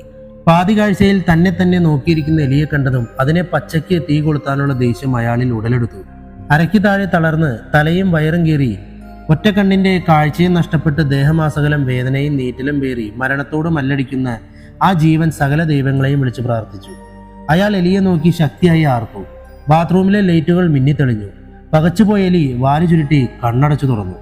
രോഹിത്തിന്റെ ഒറ്റക്കണ്ണ് തീ പോലെ ജ്വലിച്ചു. അയാളുടെ കൈ യാന്ത്രികമായി തൊട്ടടുത്ത് കിടന്നിരുന്ന ബ്രഷിലേക്ക് നീണ്ടു. അതിവേഗം കമ്പിയും ബ്രഷും കയ്യിലെടുത്ത രോഹിത് കമ്പി കുറച്ചുകൂടി ബ്രഷിന്റെ പിടിയിലേക്ക് കയറ്റി കൂട്ടിക്കെട്ടി മുകളിലേക്ക് ഉയർത്തി. എന്നാൽ അതിന്റെ അഗ്രം 1 ഇഞ്ച് വ്യത്യാസത്തിൽ നോബിൽ നിന്നും താഴെ നിന്നു. രോഹിത് കൈ നിലത്തുകുത്തി പതിയെ ഉയർന്നു. അയാളുടെ അരക്കെട്ട് നിലത്ത് നിന്നും ചെറുതായി പൊങ്ങി. കമ്പിയുടെ വളഞ്ഞ അഗ്രം വീണ്ടും നോബിൽ തട്ടി. താഴേക്കുള്ള ഒറ്റ വലിയിൽ താഴെ തുറന്നു. പെട്ടെന്ന് അപ്രതീക്ഷിതമായി ഒരു ശബ്ദം കേട്ടതും അയാൾ തല വെട്ടിച്ച് എലിയെ നോക്കി. ആ ജീവി ക്യാബിനിൽ കയറിയിരിക്കുന്നു. അതിന്റെ കാലുകൾ വീഴാനായി നിൽക്കുന്ന എക്സ്റ്റൻഷൻ ബോർഡിലൂടെ പാഞ്ഞു. പാതിയും ഉന്തി നിൽക്കുകയായിരുന്ന എക്സ്റ്റൻഷൻ നിലവിട്ട് താഴേക്ക് കൂപ്പുകുത്തി. രോഹിത് കണ്ണുകൾ മുറുക്കിയടച്ചു. വാഷ് ബേസിനിൽ നിന്ന് പുറത്തേക്ക് ഒഴുകുന്ന വെള്ളം അപ്പോഴും നൂല് പോലെ നിലത്തേക്ക് പതിക്കുന്നുണ്ടായിരുന്നു. 2 നിമിഷങ്ങൾക്കകം അയാൾ പതിയെ കണ്ണു തുറന്നു. ഒറ്റ കണ്ണിന്റെ കാഴ്ചയിൽ അയാൾ സ്വന്തം ശരീരത്തിലേക്ക് നോക്കി. പിന്നീട് തല പൊക്കി ക്യാബിനിലേക്കും. അത്ഭുതകരമായി ആ എക്സ്റ്റൻഷൻ വയർ ക്യാബിന്റെ മുകളിലെ മൂലയിൽ കുടുങ്ങി നിന്ന് ആടുകയായിരുന്നു. ഉടനെ സ്ഥലകാലബോധം വീണ്ടെടുത്ത രോഹിത് കമ്പിയിൽ നിന്നും ബ്രഷ് വേർപെടുത്തി. ബ്രഷിന്റെ പിടിയിൽ തൂക്കിയിടാനുള്ള സൗകര്യത്തിനായി ഒഴിച്ചുവിട്ടിരുന്ന നീളത്തിലുള്ള ദ്വാരം മുകളിലേക്ക് പൊക്കി ഡോറിന്റെ നടുവിലുള്ള ഹാൻഡ് ലോക്കിൽ മുട്ടിച്ചു. ആ ദ്വാരം ഹാൻഡ് ലോക്കിലേക്ക് കടത്തിക്കൊണ്ട് താഴേക്ക് വലിച്ചു. നിഷ്പ്രയാസം ഡോറ് തുറന്നു. രോഹിത് അതിവേഗം നിലത്ത് കൈകുത്തി പതിയെ ഡോറിന് എതിർവശത്തേക്ക് നീങ്ങി ദേഹം ക്ലോസറ്റിൽ മുട്ടിച്ച് ചാരിയിരുന്നു. പതിയെ ചലനം നഷ്ടപ്പെട്ട കാലിന്റെ മുട്ട് പിന്നിലേക്ക് മടക്കി. കാലുകൾ രണ്ടും ഒരു വശത്തേക്ക് മടക്കിയിരിക്കുന്ന അവസ്ഥയിലായതും അയാൾ കൈ രണ്ടും പിന്നിലേക്ക് വെച്ച് ക്ലോസറ്റിൽ ശക്തിയായി ഉന്തി. നിയന്ത്രണം വിട്ട അയാളുടെ ദേഹം നിലത്തേക്ക് പതിച്ചു. നിലത്തേക്ക് വീണ അയാളുടെ നട്ടെല്ലിൽ നിന്നും എല്ല് നുറുങ്ങുന്ന ശബ്ദം പുറത്തേക്ക് തെറിച്ചു. വേദന കടിച്ചമർത്തി രോഹിത് കൈ രണ്ടും മുന്നിൽ കുത്തി പതിയെ മുന്നോട്ട് ഇഴഞ്ഞു നീങ്ങി. അയാൾ കൈ നീട്ടി വാതിൽ തുറന്നു. തണുത്ത കാറ്റ് അയാളുടെ ദേഹത്തിലേക്ക് പാഞ്ഞു കയറി. വാതിൽ ചുവരിൽ തട്ടി ശബ്ദമുണ്ടാക്കി. ക്യാബിനിൽ നിശ്ചലമായി നിന്നിരുന്ന എലി ഒരിക്കൽ കൂടി ഞെട്ടി.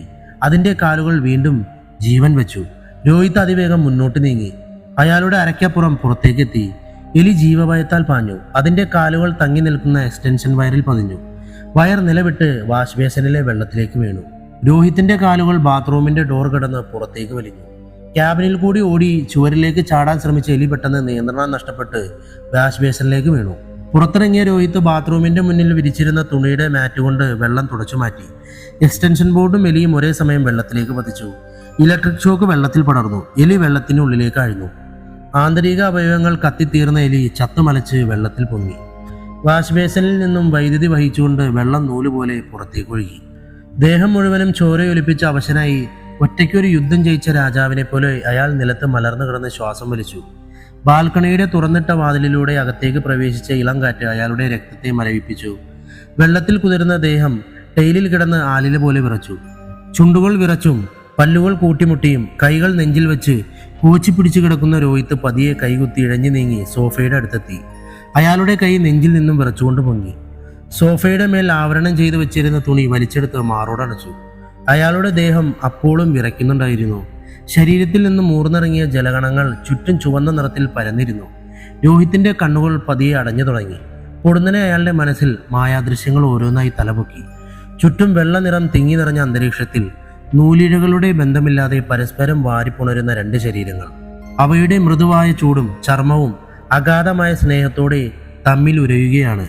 ശരീരങ്ങളിലെ രോമങ്ങൾ പോലും വാരിപ്പുണർന്നിരുന്നു.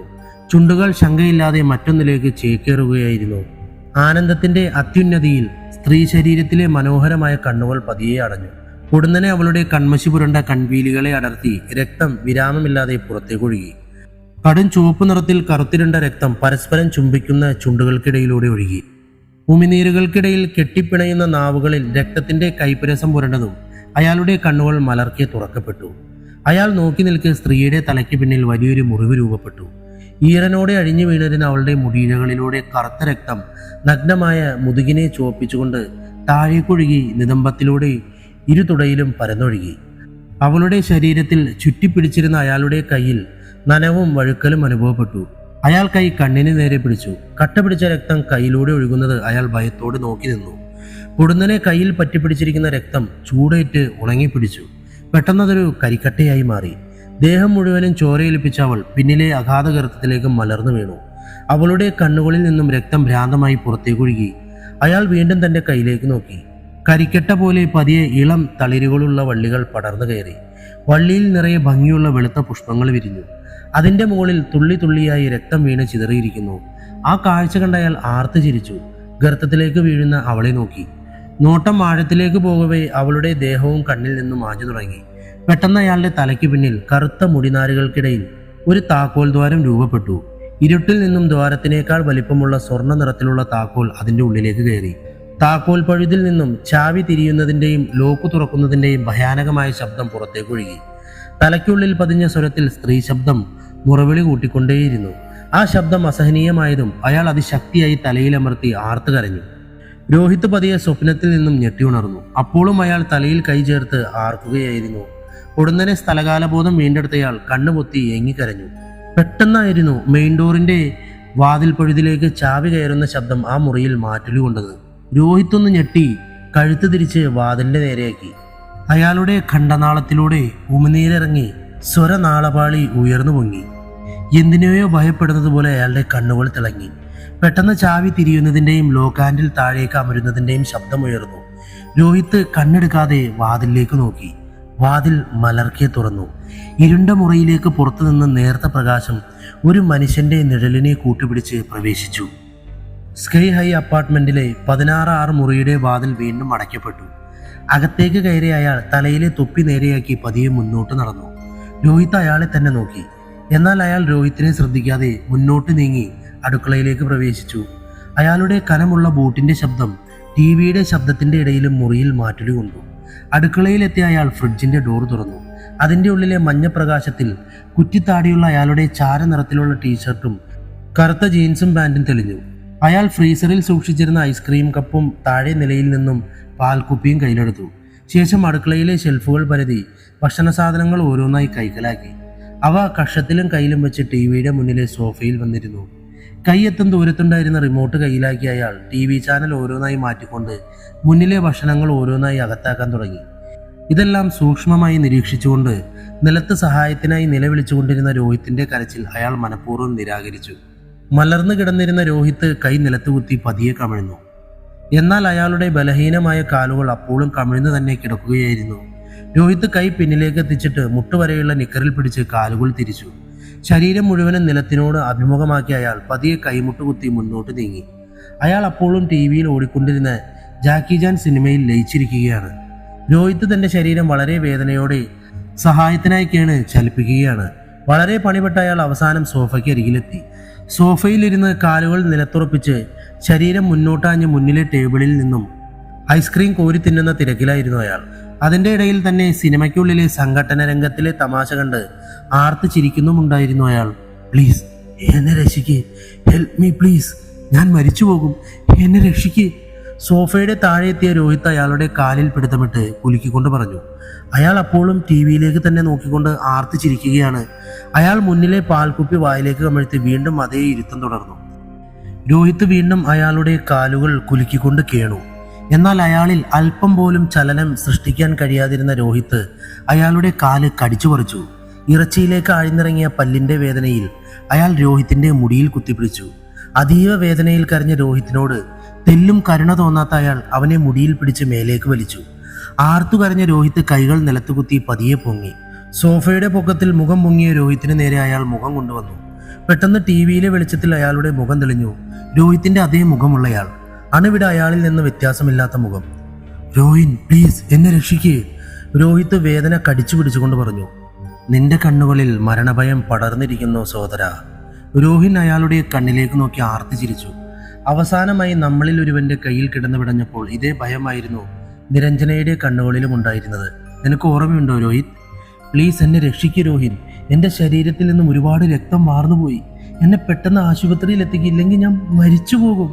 മരിക്കാൻ എന്തിനാണ് രോഹിത് ഭയം? മരണത്തിന് മാത്രമേ നമ്മളെ രക്ഷിക്കാനാകൂ. ഒന്നുകിൽ നീ അല്ലെങ്കിൽ ഞാൻ. നമ്മളിൽ ഒരാൾ ഈ ഭൂമിയിൽ നിന്നും പോയേ തീരൂ. എനിക്ക് മരിക്കണ്ട, എന്നെ രക്ഷിക്കൂ പ്ലീസ്. രോഹിൻ മുടിയിൽ കുത്തിപ്പിടിച്ചിരിക്കുന്ന കൈ അയച്ചു. രോഹിത്ത് നിലത്തേക്ക് പതിച്ചു. അയാൾ വേദന കൊണ്ട് ചീറി. രോഹിൻ എണീറ്റു. അയാൾ മുറിയിലൂടെ പലയാവർത്തി നടന്നു. നിനക്ക് വേണ്ടിയല്ലേ ഞാൻ കഴിഞ്ഞ 6 മാസമായി ജയിലിൽ കിടന്നത്?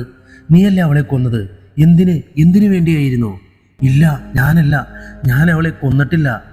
അത് നീ തന്നെയായിരുന്നു രോഹിൻ. രോഹിൻ ഒരു നിമിഷം നിശ്ചലനായി. അയാളുടെ കണ്ണുകൾ ചുവന്നു. ശ്വാസം അതിവേഗം പുറത്തേക്കൊഴുകി. അയാൾ കയ്യിലിരുന്ന പാൽക്കുപ്പി നിലത്തേക്കെറിഞ്ഞ് ചീറ്റപ്പുലിയുടെ ശൗര്യത്തോടെ രോഹിത്തിന് നേരെ കുതിച്ചു. അനങ്ങാനാവാതെ നിലത്ത് കിടന്ന രോഹിത്തിന്റെ പിന്നിൽ നിന്നും വീണ്ടും മുടിയിൽ കുത്തിപ്പിടിച്ച് തല ശക്തിയായി നിലത്തടിച്ചു. തല നിലത്തടിച്ചതും നീര് വന്ന് വീർത്ത കണ്ണിലൂടെ രക്തം പുറത്തേക്ക് തെറിച്ചു. രോഹിത്ത് ശക്തിയായി ആർത്തു. ഞാൻ അവളെ കൊന്നെന്നോ? നീയാണ് അവളെ കൊന്നത്? രോഹിൻ ശബ്ദമുയർത്തി ആർത്തുകൊണ്ട് ചോദിച്ചു. അയാളുടെ ശബ്ദം മുറിയിലാകെ മാറ്റുലി കൊണ്ടു. അല്ല, ഞാനല്ല, എൻ്റെ ഓർമ്മകളിൽ നീയാണ് അവളെ കൊന്നത്. കലി പൂണ്ട രോഹിത്തിന്റെ കയ്യിൽ പിടിച്ചുപൊക്കി. അയാളുടെ തലയിൽ ശക്തിയായി പിടിച്ച് മുന്നിലെ മേശയിൽ ആഞ്ഞടിച്ചു. രോഹിത്തിന്റെ ചുണ്ടുപൊട്ടി ചോരയൊലിച്ചു. രോഹിൻ വീണ്ടും തല ശക്തിയായി ടേബിളിലിടിച്ചു. ഇടിയുടെ ആഘാതത്തിൽ മേശയുടെ ചില്ല് വലിയ ശബ്ദത്തോടെ പൊട്ടി പല കഷ്ണങ്ങളായി ചിന്നിത്തെറിച്ചു. അവശനായി നിലത്ത് വീണ രോഹിത്ത് ചോരയൊലിക്കുന്ന മുഖത്തോടെ മുന്നോട്ട് നീങ്ങാൻ ശ്രമിച്ചു.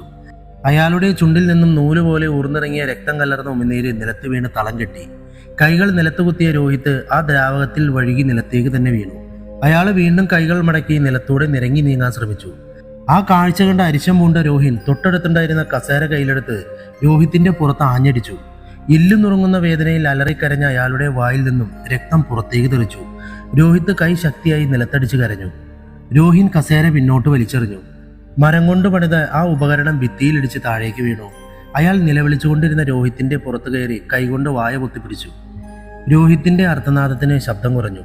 ആലോചിക്ക് രോഹിത്, നമ്മളിൽ ആരാണ്? രോഹിൻ അയാളുടെ ചെവിക്കടുത്ത് ചെന്ന് മന്ത്രിച്ചു. നമ്മുടെ ഓർമ്മകൾ പോലും പരസ്പരം ബന്ധപ്പെട്ടതാണെന്ന് നീ മറന്നുപോയോ? നിന്റെ ഉള്ളിലെ ഓർമ്മ മാത്രമേ എനിക്കുള്ളൂ, രോഹിത്ത് അവ്യക്തമായി പറഞ്ഞു. രോഹിൻ കണ്ണുകൾ അടച്ചു. അയാളുടെ ഉള്ളിൽ അവളുടെ നിറഞ്ഞു തുളുമ്പിയ കണ്ണുകൾ മിന്നിമാഞ്ഞു. അയാള് നിൽപ്പുറയ്ക്കാതെ നിന്നു തുള്ളി. മുഖം വിളറി വെളുത്തു. കൈകൾ വിറച്ചു. കണ്ണു ചുവന്നു. ഇരുവരുടെയും തലയ്ക്കുള്ളിൽ ഒരു മൂളൽ അനുഭവപ്പെട്ടു. അവർ ശക്തിയായി തലയിൽ പിടിച്ചാർത്തു. അസഹനീയമായ വേദനയിൽ ഞരമ്പുകൾ വലിഞ്ഞു മുറുകിയ മസ്തിഷ്കം അവരുടെ കണ്ണുകളെ താൽക്കാലികമായി മൂടി. നഗരം മുഴുവനും ഇരുട്ടിന്റെ ചൂടുപറ്റി ഉറങ്ങുകയായിരുന്നു. ഇരുട്ടിൽ നിന്നും പിറവിയെടുത്ത ഇളം കാറ്റ് പലപ്പോഴായി ആ ഫ്ലാറ്റിലെ കർട്ടനുകൾ മാറ്റി അവരെ ഒളിഞ്ഞു നോക്കുന്നുണ്ടായിരുന്നു. അല്പനേരത്തെ നിശബ്ദതയ്ക്ക് ശേഷം രോഹിന്റെ ശരീരത്തിലെ കണ്ണുകൾ പതിയെ തുറക്കപ്പെട്ടു. അയാൾ ചുറ്റും നോക്കി നിലത്ത് നിന്നും കൈകുത്തി എണീറ്റു. രോഹിൻ തൻ്റെ അടുത്ത് പകുതി പ്രാണനായി കിടന്ന് മുരളുന്ന രോഹിത്തിനെ ഒരു തവണ നോക്കി. പിന്നീട് പതിയെ നടന്ന് അവൻ്റെ മുന്നിലായി ചുവരിൽ ചാരി കാലുകൾക്കിടയിൽ മുഖം പൂഴ്ത്തിയിരുന്നു. അയാൾ നന്നായി കിതയ്ക്കുന്നുണ്ടായിരുന്നു. രോഹിത് അവ്യക്തമായ സ്വരത്തിൽ വെള്ളത്തിനായി കേണു. രോഹിന്റെ ശരീരം വീണ്ടും കൈകുത്തി എണീറ്റു. അയാളുടെ കാലുകൾ തീന്മേശയെ ലക്ഷ്യമാക്കി നടന്നു. അതിനു മുകളിൽ വെച്ചിരുന്ന വെള്ളം കുപ്പിയെടുത്ത് രോഹിത്തിന്റെ അടുത്ത് ചെന്നിരുന്നു. കുപ്പിയുടെ മൂടി തുറന്ന് നിലത്ത് വച്ചയാൾ രോഹിത്തിനെ പിടിച്ചുപൊക്കി തല മടിയിൽ വെച്ച് രക്തം തളം കെട്ടിക്കിടന്ന രോഹിത്തിന്റെ തല അയാളുടെ മടിയിലേക്ക് എടുത്തു വെച്ച് കുപ്പിയിലെ വെള്ളം ഓരോ തുള്ളിയായി അയാളുടെ വായിലേക്ക് ഒഴിച്ചു. ദാഹം മാറും വരെ രോഹിൻ അത് തുടർന്നു. ദാഹം തീർന്നതും രോഹിത്ത് കണ്ണടച്ച് ശ്വാസം വലിച്ചു വിട്ടു. രോഹിൻ അയാളെ തന്നെ നോക്കിയിരുന്നു. പെട്ടെന്ന് രോഹിത്തിന്റെ കൈ രോഹിന്റെ ഷർട്ടിൽ കുത്തിപ്പിടിച്ച് അയാളെ മുഖത്തോട് അടുപ്പിച്ചു. നിനക്ക് വേണ്ടി കഴിഞ്ഞ 6 മാസം ജയിലിൽ കിടന്നവനാണ് ഞാൻ. ഇനിയും എന്നെ കളിപ്പിക്കാൻ നോക്കണ്ട, രോഹിൻ സ്വരം കടിപ്പിച്ചു. നീ ജയിലിൽ കിടന്നത് ഞാൻ കാരണമല്ല. അവളുടെ മരണത്തിന് നീ മാത്രമാണ് ഉത്തരവാദി. രോഹിത്ത് മുൻപെങ്ങും കാണാത്ത വിധം കോപത്തോടെ പറഞ്ഞു. അയാൾ തുടർന്നു. നിനക്ക് ഓർമ്മയില്ലേ, അവളുടെ കണ്ണുകൾ അവസാനമായി കണ്ടത് ആരായിരുന്നു? നീയോ ഞാനോ? രോഹിൻ മൗനം പാലിച്ചു. അന്ന് നീ എന്നോട് പറഞ്ഞത് മറന്നു? രോഹിത്ത് പറഞ്ഞു. അവൾക്ക് നിന്നോട് പ്രേമം, എന്നോട് വെറുപ്പ്. നിന്റെ കൂടെ കിടക്കുന്നവൾക്ക് എൻ്റെ കൂടെ കിടക്കാൻ പേടി. നിന്നെ ഉമ്മ വയ്ക്കുന്നവൾക്ക് എന്നെ ഉമ്മ വയ്ക്കാൻ അറപ്പ്. ഓർക്കുന്നുണ്ടോ രോഹിൻ, അവളുടെ കഴുത്തിൽ എൻ്റെ കൈ അമർന്നപ്പോൾ നീ പറഞ്ഞത്? രോഹിത് അയാളെ രൂക്ഷമായി നോക്കി പല്ലിറുമി. നമുക്കിടയിൽ അവൾ വേണ്ട എന്ന്. ഇനി പറ, കൊന്നത് ഞാനോ അതോ നീയോ? രോഹിത്ത് അതീവ ദേഷ്യത്തോടെ രോഹിനെ നോക്കി. അയാളുടെ പിടിയുടെ ബലം കൂടി വന്നു. രോഹിത്ത് ശ്വാസം കിട്ടാതെ പിടഞ്ഞു. കഴുത്തിലെ പിടിക്ക് വീര്യം കൂടിയതും ശ്വാസം കിട്ടാതെ പിടഞ്ഞ രോഹിന്റെ കണ്ണുകൾ തുറച്ച് പുറത്തേക്ക് ചാടി. ഏത് നിമിഷവും പ്രാണൻ വെടിയുമെന്ന അവസ്ഥ കൈവന്നപ്പോൾ യാന്ത്രികമായി ശക്തി ആർജിച്ച അയാൾ രോഹിത്തിന്റെ കയ്യിൽ മുറുക്കെ പിടിച്ചു തിരിച്ചു. നിലത്ത് കിടന്ന് ഉരുളുകയായിരുന്ന രോഹിത്തിന് നിയന്ത്രണം നഷ്ടപ്പെട്ടു. അയാളുടെ കൈ അയഞ്ഞു. ജീവൻ തിരിച്ചു കിട്ടിയ രോഹിൻ ശക്തിയായി ചുമച്ച് ചുവരിൽ ചാരിയിരുന്ന ശ്വാസം വലിച്ചു വിട്ടു. തീർത്തും അവശനായ അയാൾ മുന്നിലെ കുപ്പി കൈകലാക്കി വെള്ളം കുടിച്ച് പരവേശം മാറ്റി. ബാക്കി വന്ന വെള്ളം തലയിലൂടെ ഒഴിച്ച് രോഹിൻ കിതച്ചു. നീ പറഞ്ഞത് ശരിയാണ് രോഹിത്, പക്ഷേ എന്തായിരുന്നു എല്ലാത്തിനും തുടക്കം? രോഹിൻ കഴുത്തിൽ ഒഴിഞ്ഞുകൊണ്ട് രോഹിത്തിനെ നോക്കി ചോദിച്ചു. മറന്ന ചരിത്രം ഞാൻ ഓർമ്മിപ്പിക്കാം. നിന്റെ കഥ കേട്ട് സഹതാപം തോന്നി സൗഹൃദത്തിലായ അവൾ നിരഞ്ജന. കളങ്കമില്ലാത്ത സൗഹൃദത്തിന്റെ ഏതോ നിമിഷത്തിൽ നിന്റെ നല്ല പാതിയാവാൻ നിന്റെ ജീവിതത്തിലേക്ക് കടന്നു വന്നവൾ. സന്തോഷകരമായി പോയ ഏതാനും ദിവസങ്ങൾ. എന്നാൽ പതിയെ അവൾ മനസ്സിലാക്കി, അവൾ ഉദ്ദേശിച്ചതിലും ഭീകരമായിരുന്നു നിന്നോടൊപ്പമുള്ള ജീവിതമെന്ന്. സാധാരണ ജീവിതം കൈമോശം വന്ന അവളുമായി നീ നിരന്തരം വഴക്കുണ്ടായി. ജീവിതം തന്നെ മടുത്തവൾ മറ്റൊരാളുമായി സ്നേഹത്തിലായി. എങ്ങനെയെങ്കിലും നിന്നിൽ നിന്നും രക്ഷപ്പെടാൻ അവൾ ആഗ്രഹിച്ചു. അല്ലെങ്കിൽ നിന്റെ മനസ്സ് അങ്ങനെ വിശ്വസിച്ചു. നിന്റെ സംശയം അനുദിനം കൂടി വന്നു. അന്ന് അവൾ മരിച്ച ദിവസം ഫോണിൽ വന്ന ഒരു മിസ്ഡ് കോളിൽ തുടങ്ങിയ പ്രശ്നം. നിന്നോടൊപ്പമുള്ള ജീവിതം എത്രത്തോളം കഠിനമായിരുന്നു എന്നത് നെഞ്ചിന്റെ ഉള്ളിൽ ഒരു സ്ഫോടനം നടന്ന പോലെ അവൾ പൊട്ടിത്തെറിച്ചു. കാര്യങ്ങൾ കൈവിട്ടുപോയപ്പോൾ ഇനിയും നിന്റെ ഒപ്പം തുടരുന്നതിൽ അർത്ഥമില്ലെന്ന് മനസ്സിലാക്കിയ അവൾ നിന്നിൽ നിന്നും അകലാൻ ഉറപ്പിച്ചു. ബാഗിലേക്ക് വസ്ത്രങ്ങൾ ഓരോന്നായി കുത്തി നിറച്ചവൾ കരഞ്ഞു തളർന്ന കണ്ണുകളുമായി പോകാനൊരുങ്ങി. ചെയ്ത തെറ്റിന്റെ ആഴം മനസ്സിലാക്കിയ നമ്മുടെ ഒരു പാതി അവളുടെ കാലിൽ വീണ് മാപ്പപേക്ഷിച്ചു. പോകരുതെന്ന് കെഞ്ചി. എന്നാൽ മറുപാതി അടുത്ത നിമിഷം അവളുടെ മുടിയിൽ കുത്തിപ്പിടിച്ചു. പേടിച്ചിരണ്ട അവൾ നിന്നെ തട്ടിമാറ്റി പുറത്തേക്ക് ഓടി. പിന്നാലെ ഓടിയ നിന്റെ മറുപാതി കയ്യിൽ കിട്ടിയ കസേര എടുത്ത് അവളുടെ പിന്നിൽ നിന്നും തലക്കടിച്ചു. നിലതെറ്റി നിലത്തേക്ക് വീണ് അവളുടെ തല പൊട്ടി ചോരയൊലിച്ചു. അവൾ നിന്റെ കാല് പിടിച്ച് യാചിച്ചു. വെറുതെ വിടണമെന്ന് അപേക്ഷിച്ചു. മനസ്സലിഞ്ഞ് നീ അവളെ താങ്ങി എണീപ്പിച്ചു. കുറ്റബോധം ഉടലെടുത്ത നിന്റെ മനസ്സിൽ അവളോടുള്ള സ്നേഹം പ്രകാശിച്ചു. നീ വീണ്ടും അവളോട് നിന്റെ കൂടെ തന്നെ തുടരണമെന്ന് പറഞ്ഞ് ചുംബിച്ചു. പക്ഷേ നിന്നെ എന്നേക്കുമായി വെറുത്ത നിരഞ്ജന നിന്റെ വാക്കുകളിൽ ചെവി കൊണ്ടില്ലെന്ന് മാത്രമല്ല, ജീവനോട് പുറത്തിറങ്ങിയാൽ നിന്നെ പോലീസിൽ പിടിച്ച് മെന്റൽ ആശുപത്രിയിലാക്കുമെന്നും ഭീഷണിപ്പെടുത്തി. അതുവരെ സ്നേഹത്തോടെ കണ്ണീർ പൊഴിച്ചിരുന്ന നിന്റെ കണ്ണുകൾ പകയോടെ ജ്വലിച്ചു. നിലത്ത് കിടന്നിരുന്ന അവളുടെ മുടിയിൽ കുത്തിപ്പിടിച്ച് എണീറ്റ് നീ മേശയിൽ വെച്ചിരുന്ന വെള്ളം കുപ്പിയെടുത്ത് കയ്യിലെടുത്തു. മുടിയിൽ നിന്നും പിടിവിടാതെ തന്നെ നീ അവളെ ബാൽക്കണിയിലേക്ക് വലിച്ചഴിച്ചു. ബാൽക്കണിയുടെ കമ്പിയിൽ ചേർത്ത് നിർത്തി അവളുടെ കണ്ണുകളിൽ ഭയമുണ്ടായിരുന്നില്ല. അവൾ സഹതാപത്തോടെ നിന്നെ നോക്കി. കൺമശി പരന്നൊഴുകിയ അവളുടെ കണ്ണുകൾ വീണ്ടും നിറഞ്ഞില്ല. കുപ്പിയിലെ വെള്ളം നീ അവളുടെ കാലിന്റെ അടിയിൽ ഒഴിച്ചു. ബാൽക്കണിയിൽ നിന്നും പിന്നോട്ടാഞ്ഞ് നിന്നിരുന്ന അവൾ ഒരിക്കൽ കൂടി കൊല്ലരുതെന്ന് പോലും അപേക്ഷിച്ചില്ല. അടുത്ത നിമിഷം നിന്റെ കാല് അവളുടെ കാലിന് പിന്നിലേക്ക് ചലിച്ചു. കൊളുത്തുപോലെ അവളുടെ കാലിൽ പിടുത്തമിട്ട നിന്റെ കാല് ശക്തിയായി മുന്നോട്ട് ചലിച്ചു. വെള്ളത്തിൽ വഴുക്കി അവളുടെ കാലുകളും മുന്നോട്ട് നീങ്ങി. മരണത്തിന്റെ അർത്ഥനാദം പോലെ നിലവിളിച്ചുകൊണ്ട് നിരഞ്ജന 8ാമത്തെ നിലയിൽ നിന്ന് നിലത്തേക്ക് വീണു. ഇനി പറ രോഹിത്, കൊന്നത് ഞാനോ അതോ നീയോ? എൻ്റെ മനസ്സിൻ്റെ മറുപാതി. അതാരാണ് രോഹിൻ? രോഹിത്ത് ഊറി ചിരിച്ചുകൊണ്ട് ചോദിച്ചു. അയാൾ തുടർന്നു. നീയാണ് എൻ്റെ മറുപാതി. എൻ്റെ ജീവിതത്തിലെ എല്ലാ നഷ്ടങ്ങൾക്കും കാരണം. അവൾ വെറുത്തത് എന്നെയല്ല, നിന്നെയായിരുന്നു. ക്ഷണിക്കപ്പെടാത്ത അതിഥിയായി ഞങ്ങൾക്കിടയിലേക്ക് കയറി വരുന്ന നീയായിരുന്നു എല്ലാത്തിനും കുഴപ്പം. ഞാനില്ലാതെ നീ വെറും പാഴ്വസ്തുവാണ്, ദുർബലൻ. എന്നിലൂടെയാണ് ഇന്ന് പോലും നീ രക്ഷപ്പെട്ടത്. ഇല്ലെങ്കിൽ ഈ 4 ചുവരുകൾക്കിടയിൽ ചത്തുമലച്ച് ദിവസങ്ങളോളം കിടക്കുമായിരുന്നു നീ. രോഹിത്തിന് നേരെ ചീറിക്കൊണ്ട് പറഞ്ഞു. പക്ഷേ നീ ഇനി രക്ഷപ്പെടില്ല. അവളുടെ മരണത്തിന് നീ എന്നെ പോലീസിൽ പിടിപ്പിച്ചു. എനിക്കെതിരെ തെളിവുകൾ നിരത്തി. അവളത് വിശ്വസിച്ചു. നിന്നെക്കൊണ്ട് തന്നെ ഞാൻ സത്യം അവരുടെ മുന്നിൽ തെളിയിക്കും. കഴിയില്ല രോഹിൻ, നിന്നെ ആരും വിശ്വസിക്കില്ല. അത്രത്തോളം തെളിവുകൾ ഞാൻ നിനക്കെതിരെ നിരത്തിക്കഴിഞ്ഞു. രോഹിത്ത് അട്ടഹസിച്ചു. നിയന്ത്രണം നഷ്ടപ്പെട്ട രോഹിൻ സടകുടഞ്ഞെഴുന്നേറ്റു. അയാൾ നിലത്ത് കിടക്കുന്ന രോഹിത്തിന്റെ തല മുടിയിൽ പിടുത്തമിട്ട് ശക്തിയായി നിലത്തടിച്ചു. രോഹിത്ത് അയാളുടെ കയ്യിൽ പിടിച്ചു വലിച്ചു. മുന്നോട്ട് നീങ്ങിയ രോഹിന്റെ കയ്യിൽ രോഹിത്ത് ശക്തിയായി കടിച്ചു. രോഹിന്റെ കയ്യിലേക്ക് ആഴ്ന്നുപോയ രോഹിത്തിന്റെ പല്ലുകൾ തൊലി കീറി ചോര പൊടിഞ്ഞു. അതീവ വേദനയിൽ പുളഞ്ഞ രോഹിൻ അലറിക്കരഞ്ഞു. അയാൾ മറുകൈ കൊണ്ട് രോഹിത്തിന്റെ തലയിൽ ആഞ്ഞടിച്ച് ചെവി പിടിച്ചു തിരിച്ചു. വേദനയിൽ ഞെരുങ്ങിയ രോഹിത്ത് അയാളുടെ കയ്യിൽ നിന്നും കടിവിട്ടു. ഇറച്ചി നിലത്തേക്ക് തെറിച്ചു നിൽക്കുന്നത് കണ്ടതും രോഹിൻ വീണ്ടും അയാളുടെ തല നിലത്തടിച്ചടിയിട്ടു. പല്ലിൽ മുഴുവനും ചോരക്കര പറ്റിപ്പിടിച്ച രോഹിനെ നോക്കി ആർത്തു ചിരിച്ചു. വേദന കൊണ്ട് പുളഞ്ഞ രോഹിൻ കോപം ജ്വലിച്ച കണ്ണുകളാൽ അയാളെ നോക്കി നിന്നു. ചോരയൊലിക്കുന്ന കൈ വിറച്ചുകൊണ്ട് രോഹിൻ നിലത്തു നിന്നും എണീറ്റു. തന്നെ നോക്കി പരിഹാസത്തോടെ ചിരിക്കുന്ന രോഹിത്തിനെ കണ്ടതും അയാൾക്ക് നന്നേ പൊള്ളി. രോഹിൻ അയാളെ രൂക്ഷമായി നോക്കി ബൂട്ടിട്ട കാലുകൊണ്ട് രോഹിത്തിന്റെ മുതുകിൽ ആഞ്ഞു ചവിട്ടി. എന്നാൽ അയാൾ വേദന കൊണ്ട് കരയുകയല്ല, മറിച്ചൊരു ഭ്രാന്തനെ പോലെ ചിരിച്ചുകൊണ്ടിരുന്നു. രോഹിൻ അയാളുടെ നീറുന്ന കൈയിലേക്ക് നോക്കി അടുക്കളയിലേക്ക് നടന്നു.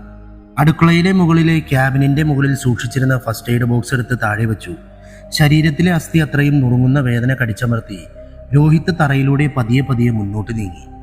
രോഹിൻ മറ്റൊരു ക്യാബിനിൽ നിന്നും പാതിയായ മദ്യക്കുപ്പി എടുത്ത് മുന്നിൽ വെച്ചു. ഫസ്റ്റ് എയ്ഡ് ബോക്സിൽ നിന്നും തുണിയും പഞ്ഞിയും എടുത്ത അയാൾ പുറത്തു വെച്ചു. മദ്യക്കുപ്പി തുറന്ന് അടുക്കളയിലെ ബേസിന് മുന്നിൽ നിന്നു. രോഹിത്ത് നിരങ്ങി നീങ്ങിയ വഴിയാകെ അയാളുടെ ദേഹത്ത് നിന്നും വാർന്ന രക്തം വഴി തെളിയിച്ചിരുന്നു. വളരെ ബുദ്ധിമുട്ടി മുന്നോട്ട് നീങ്ങുന്ന അയാളുടെ വായിൽ നിന്നും ചോര കലർന്ന ഉമിനീര് നൂലുപോലെ പുറത്തേക്ക് ഒഴുകുന്നുണ്ടായിരുന്നു. അതിതീവ്രമായ ആ യത്നത്തിന്റെ പിന്നണി സംഗീതം പോലെ അയാളുടെ ഉള്ളിൽ നിന്നും ഉയർന്ന ഞെരുക്കം കലർന്ന ശബ്ദം മുറിയാകെ മാറ്റൊലിച്ചു. രോഹിൻ കൈ വാഷ് ബേസിനിലേക്ക് നീട്ടി. മൂടി തുറന്ന മദ്യക്കുപ്പിയിൽ നിന്നും ആദ്യം മുറിവിലേക്ക് ഒഴിച്ചു. അങ്ങേയറ്റം വേദന കൊണ്ട് പുളഞ്ഞ അയാൾ പല്ലിറുക്കി ആർത്തു. കണ്ണു ചുവന്ന് ഈർന്നണിഞ്ഞു. കൈ വിറച്ചുകൊണ്ടിരുന്നു. അയാൾ മദ്യക്കുപ്പി പടിയിൽ വെച്ച് ശക്തിയായി കൈ നിലത്തടിച്ച് ഉള്ളിലെ സമ്മർദ്ദം പ്രകടിപ്പിച്ചു. രോഹിത്ത് മെയിൻ വാതിലിന്റെ അടിയിലെ തന്റെ ലക്ഷ്യത്തിലേക്ക് എത്തി. പരമാവധി ശക്തിയിൽ അയാൾ വാതിലിൽ മുട്ടി. രക്ഷിക്കണേ എന്ന് ആർത്തു. ആ നിലവിളി ശബ്ദം കേട്ടതും അടുക്കളയിൽ മുറിവിലെ നീറ്റലിൽ പുളഞ്ഞു നിന്നിരുന്ന രോഹിൻ അതിവേഗം ഓടി ഹാളിലെത്തി. അതിശക്തിയായി വാതിലിൽ മുട്ടി ആർക്കുന്ന രോഹിത്തിനെ കണ്ടതും പരിഭ്രാന്തനായ അയാൾ ബെഡ്റൂമിൽ കയറി കയ്യിൽ കിട്ടിയ തുണിയുമായി രോഹിത്തിന്റെ അടുത്തേക്ക് ഓടി. രോഹിത്തിനടുത്തെത്തിയ രോഹിൻ അയാളുടെ വായ കൈകൊണ്ട് അമർത്തിപ്പിടിച്ചു. കയ്യിലെടുത്ത തുണി രോഹിത്തിന്റെ വായിലേക്ക് കുത്തിക്കയറ്റി. അയാളുടെ ആർക്കൽ നേർത്ത ശബ്ദമായി മാറി. അപ്പോഴും അയാളുടെ കൈ വാതിലിൽ ശക്തിയായി മുട്ടിക്കൊണ്ടേയിരുന്നു. രോഹിൻ അയാളുടെ കാലിൽ പിടിച്ച് പിന്നോട്ട് വലിച്ചു. പിന്നോട്ട് നീങ്ങിയ രോഹിത്ത് കൈകൊണ്ട് വായിലെ തുണിയെടുക്കാൻ ശ്രമിക്കുന്നത് ശ്രദ്ധയിൽപ്പെട്ട രോഹിൻ അയാളുടെ ഇടത്തെ കൈ പിന്നിലേക്ക് തിരിച്ചു പിടിച്ചു. വലത്തെ കൈയിൽ ബൂട്ടിട്ട കാലുകൊണ്ട് ശക്തിയായി ചവിട്ടി ഞെരിച്ചു. വേദനയുടെ അത്യുന്നതയിലെത്തിയ രോഹിത്ത് ശക്തിയായി നിലവിളിച്ചു. പക്ഷേ വായിലെ തുണി ശബ്ദത്തെ ഒരു മൂളലായി മാത്രം പുറത്തേക്ക് തള്ളി. പെട്ടെന്നായിരുന്നു വാതിലിൽ മുട്ടുന്ന ശബ്ദം ഉയർന്നു പൊങ്ങിയത്. രോഹിൻ ഞെട്ടി. രോഹിത്ത് പ്രതീക്ഷ കൈവന്ന പോലെ പരമാവധി ഉച്ചത്തിൽ നിലത്തടിച്ച് കരഞ്ഞു. വാതിലിൽ മുട്ടലിന്റെ ശബ്ദം കൂടിക്കൂടി വന്ന് വാതിൽ വിറയ്ക്കാൻ തുടങ്ങിയിരിക്കുന്നു. രോഹിന്റെ തല കറങ്ങുന്നത് പോലെ അനുഭവപ്പെട്ടു. ഉടനെ ബോധം വീണ്ടെടുത്ത അയാൾ നിലത്ത് കിടന്നിരുന്ന തുണി കൊണ്ട് രോഹിത്തിന്റെ വായ വീണ്ടും മൂടി തലയുടെ പിന്നിലായി കെട്ടിവെച്ചു. ദ്രുതഗതിയിൽ തന്നെ അയാളുടെ കാലിൽ പിടിച്ച് പിന്നോട്ട് വലിച്ച് ബാത്റൂമിന്റെ മുന്നിലായി കിടത്തി. അനുനിമിഷം വാതിലിലെ മുട്ടലിന്റെ വേഗവും ശക്തിയും ഏറിക്കൊണ്ടേയിരുന്നു. രോഹിൻ മുഖം തുടച്ച് അടുക്കളയിലേക്ക് പാഞ്ഞു. അയാളുടെ ചുവന്നു തുടുത്ത കണ്ണുകൾ അടുക്കളയാകെ പരതി. പെട്ടെന്നായിരുന്നു അയാളുടെ കൺമുന്നിൽ ഒരു കത്തി ശ്രദ്ധയിൽപ്പെട്ടത്. രോഹിൻ കത്തി കയ്യിലെടുത്ത് അതിന്റെ മൂർച്ച പരിശോധിച്ചു.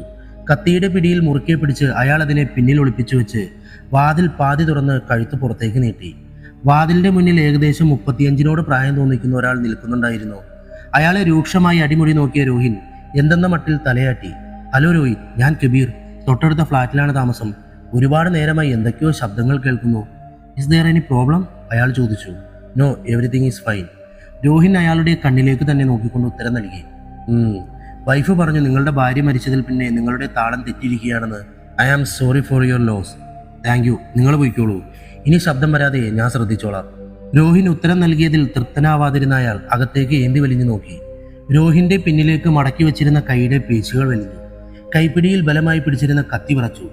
തീർത്തും ഇരുട്ടിൽ മുങ്ങി നിന്നിരുന്ന മുറിയിൽ വന്നയാൾക്ക് ഒന്നും തന്നെ കാണുവാൻ സാധിച്ചില്ല. അയാൾ രോഹിനെ നോക്കി നെറ്റി ചുളിച്ചു പറഞ്ഞു, ശരി രോഹിത്, ഞാൻ പോകുന്നു, ഗുഡ് നൈറ്റ്.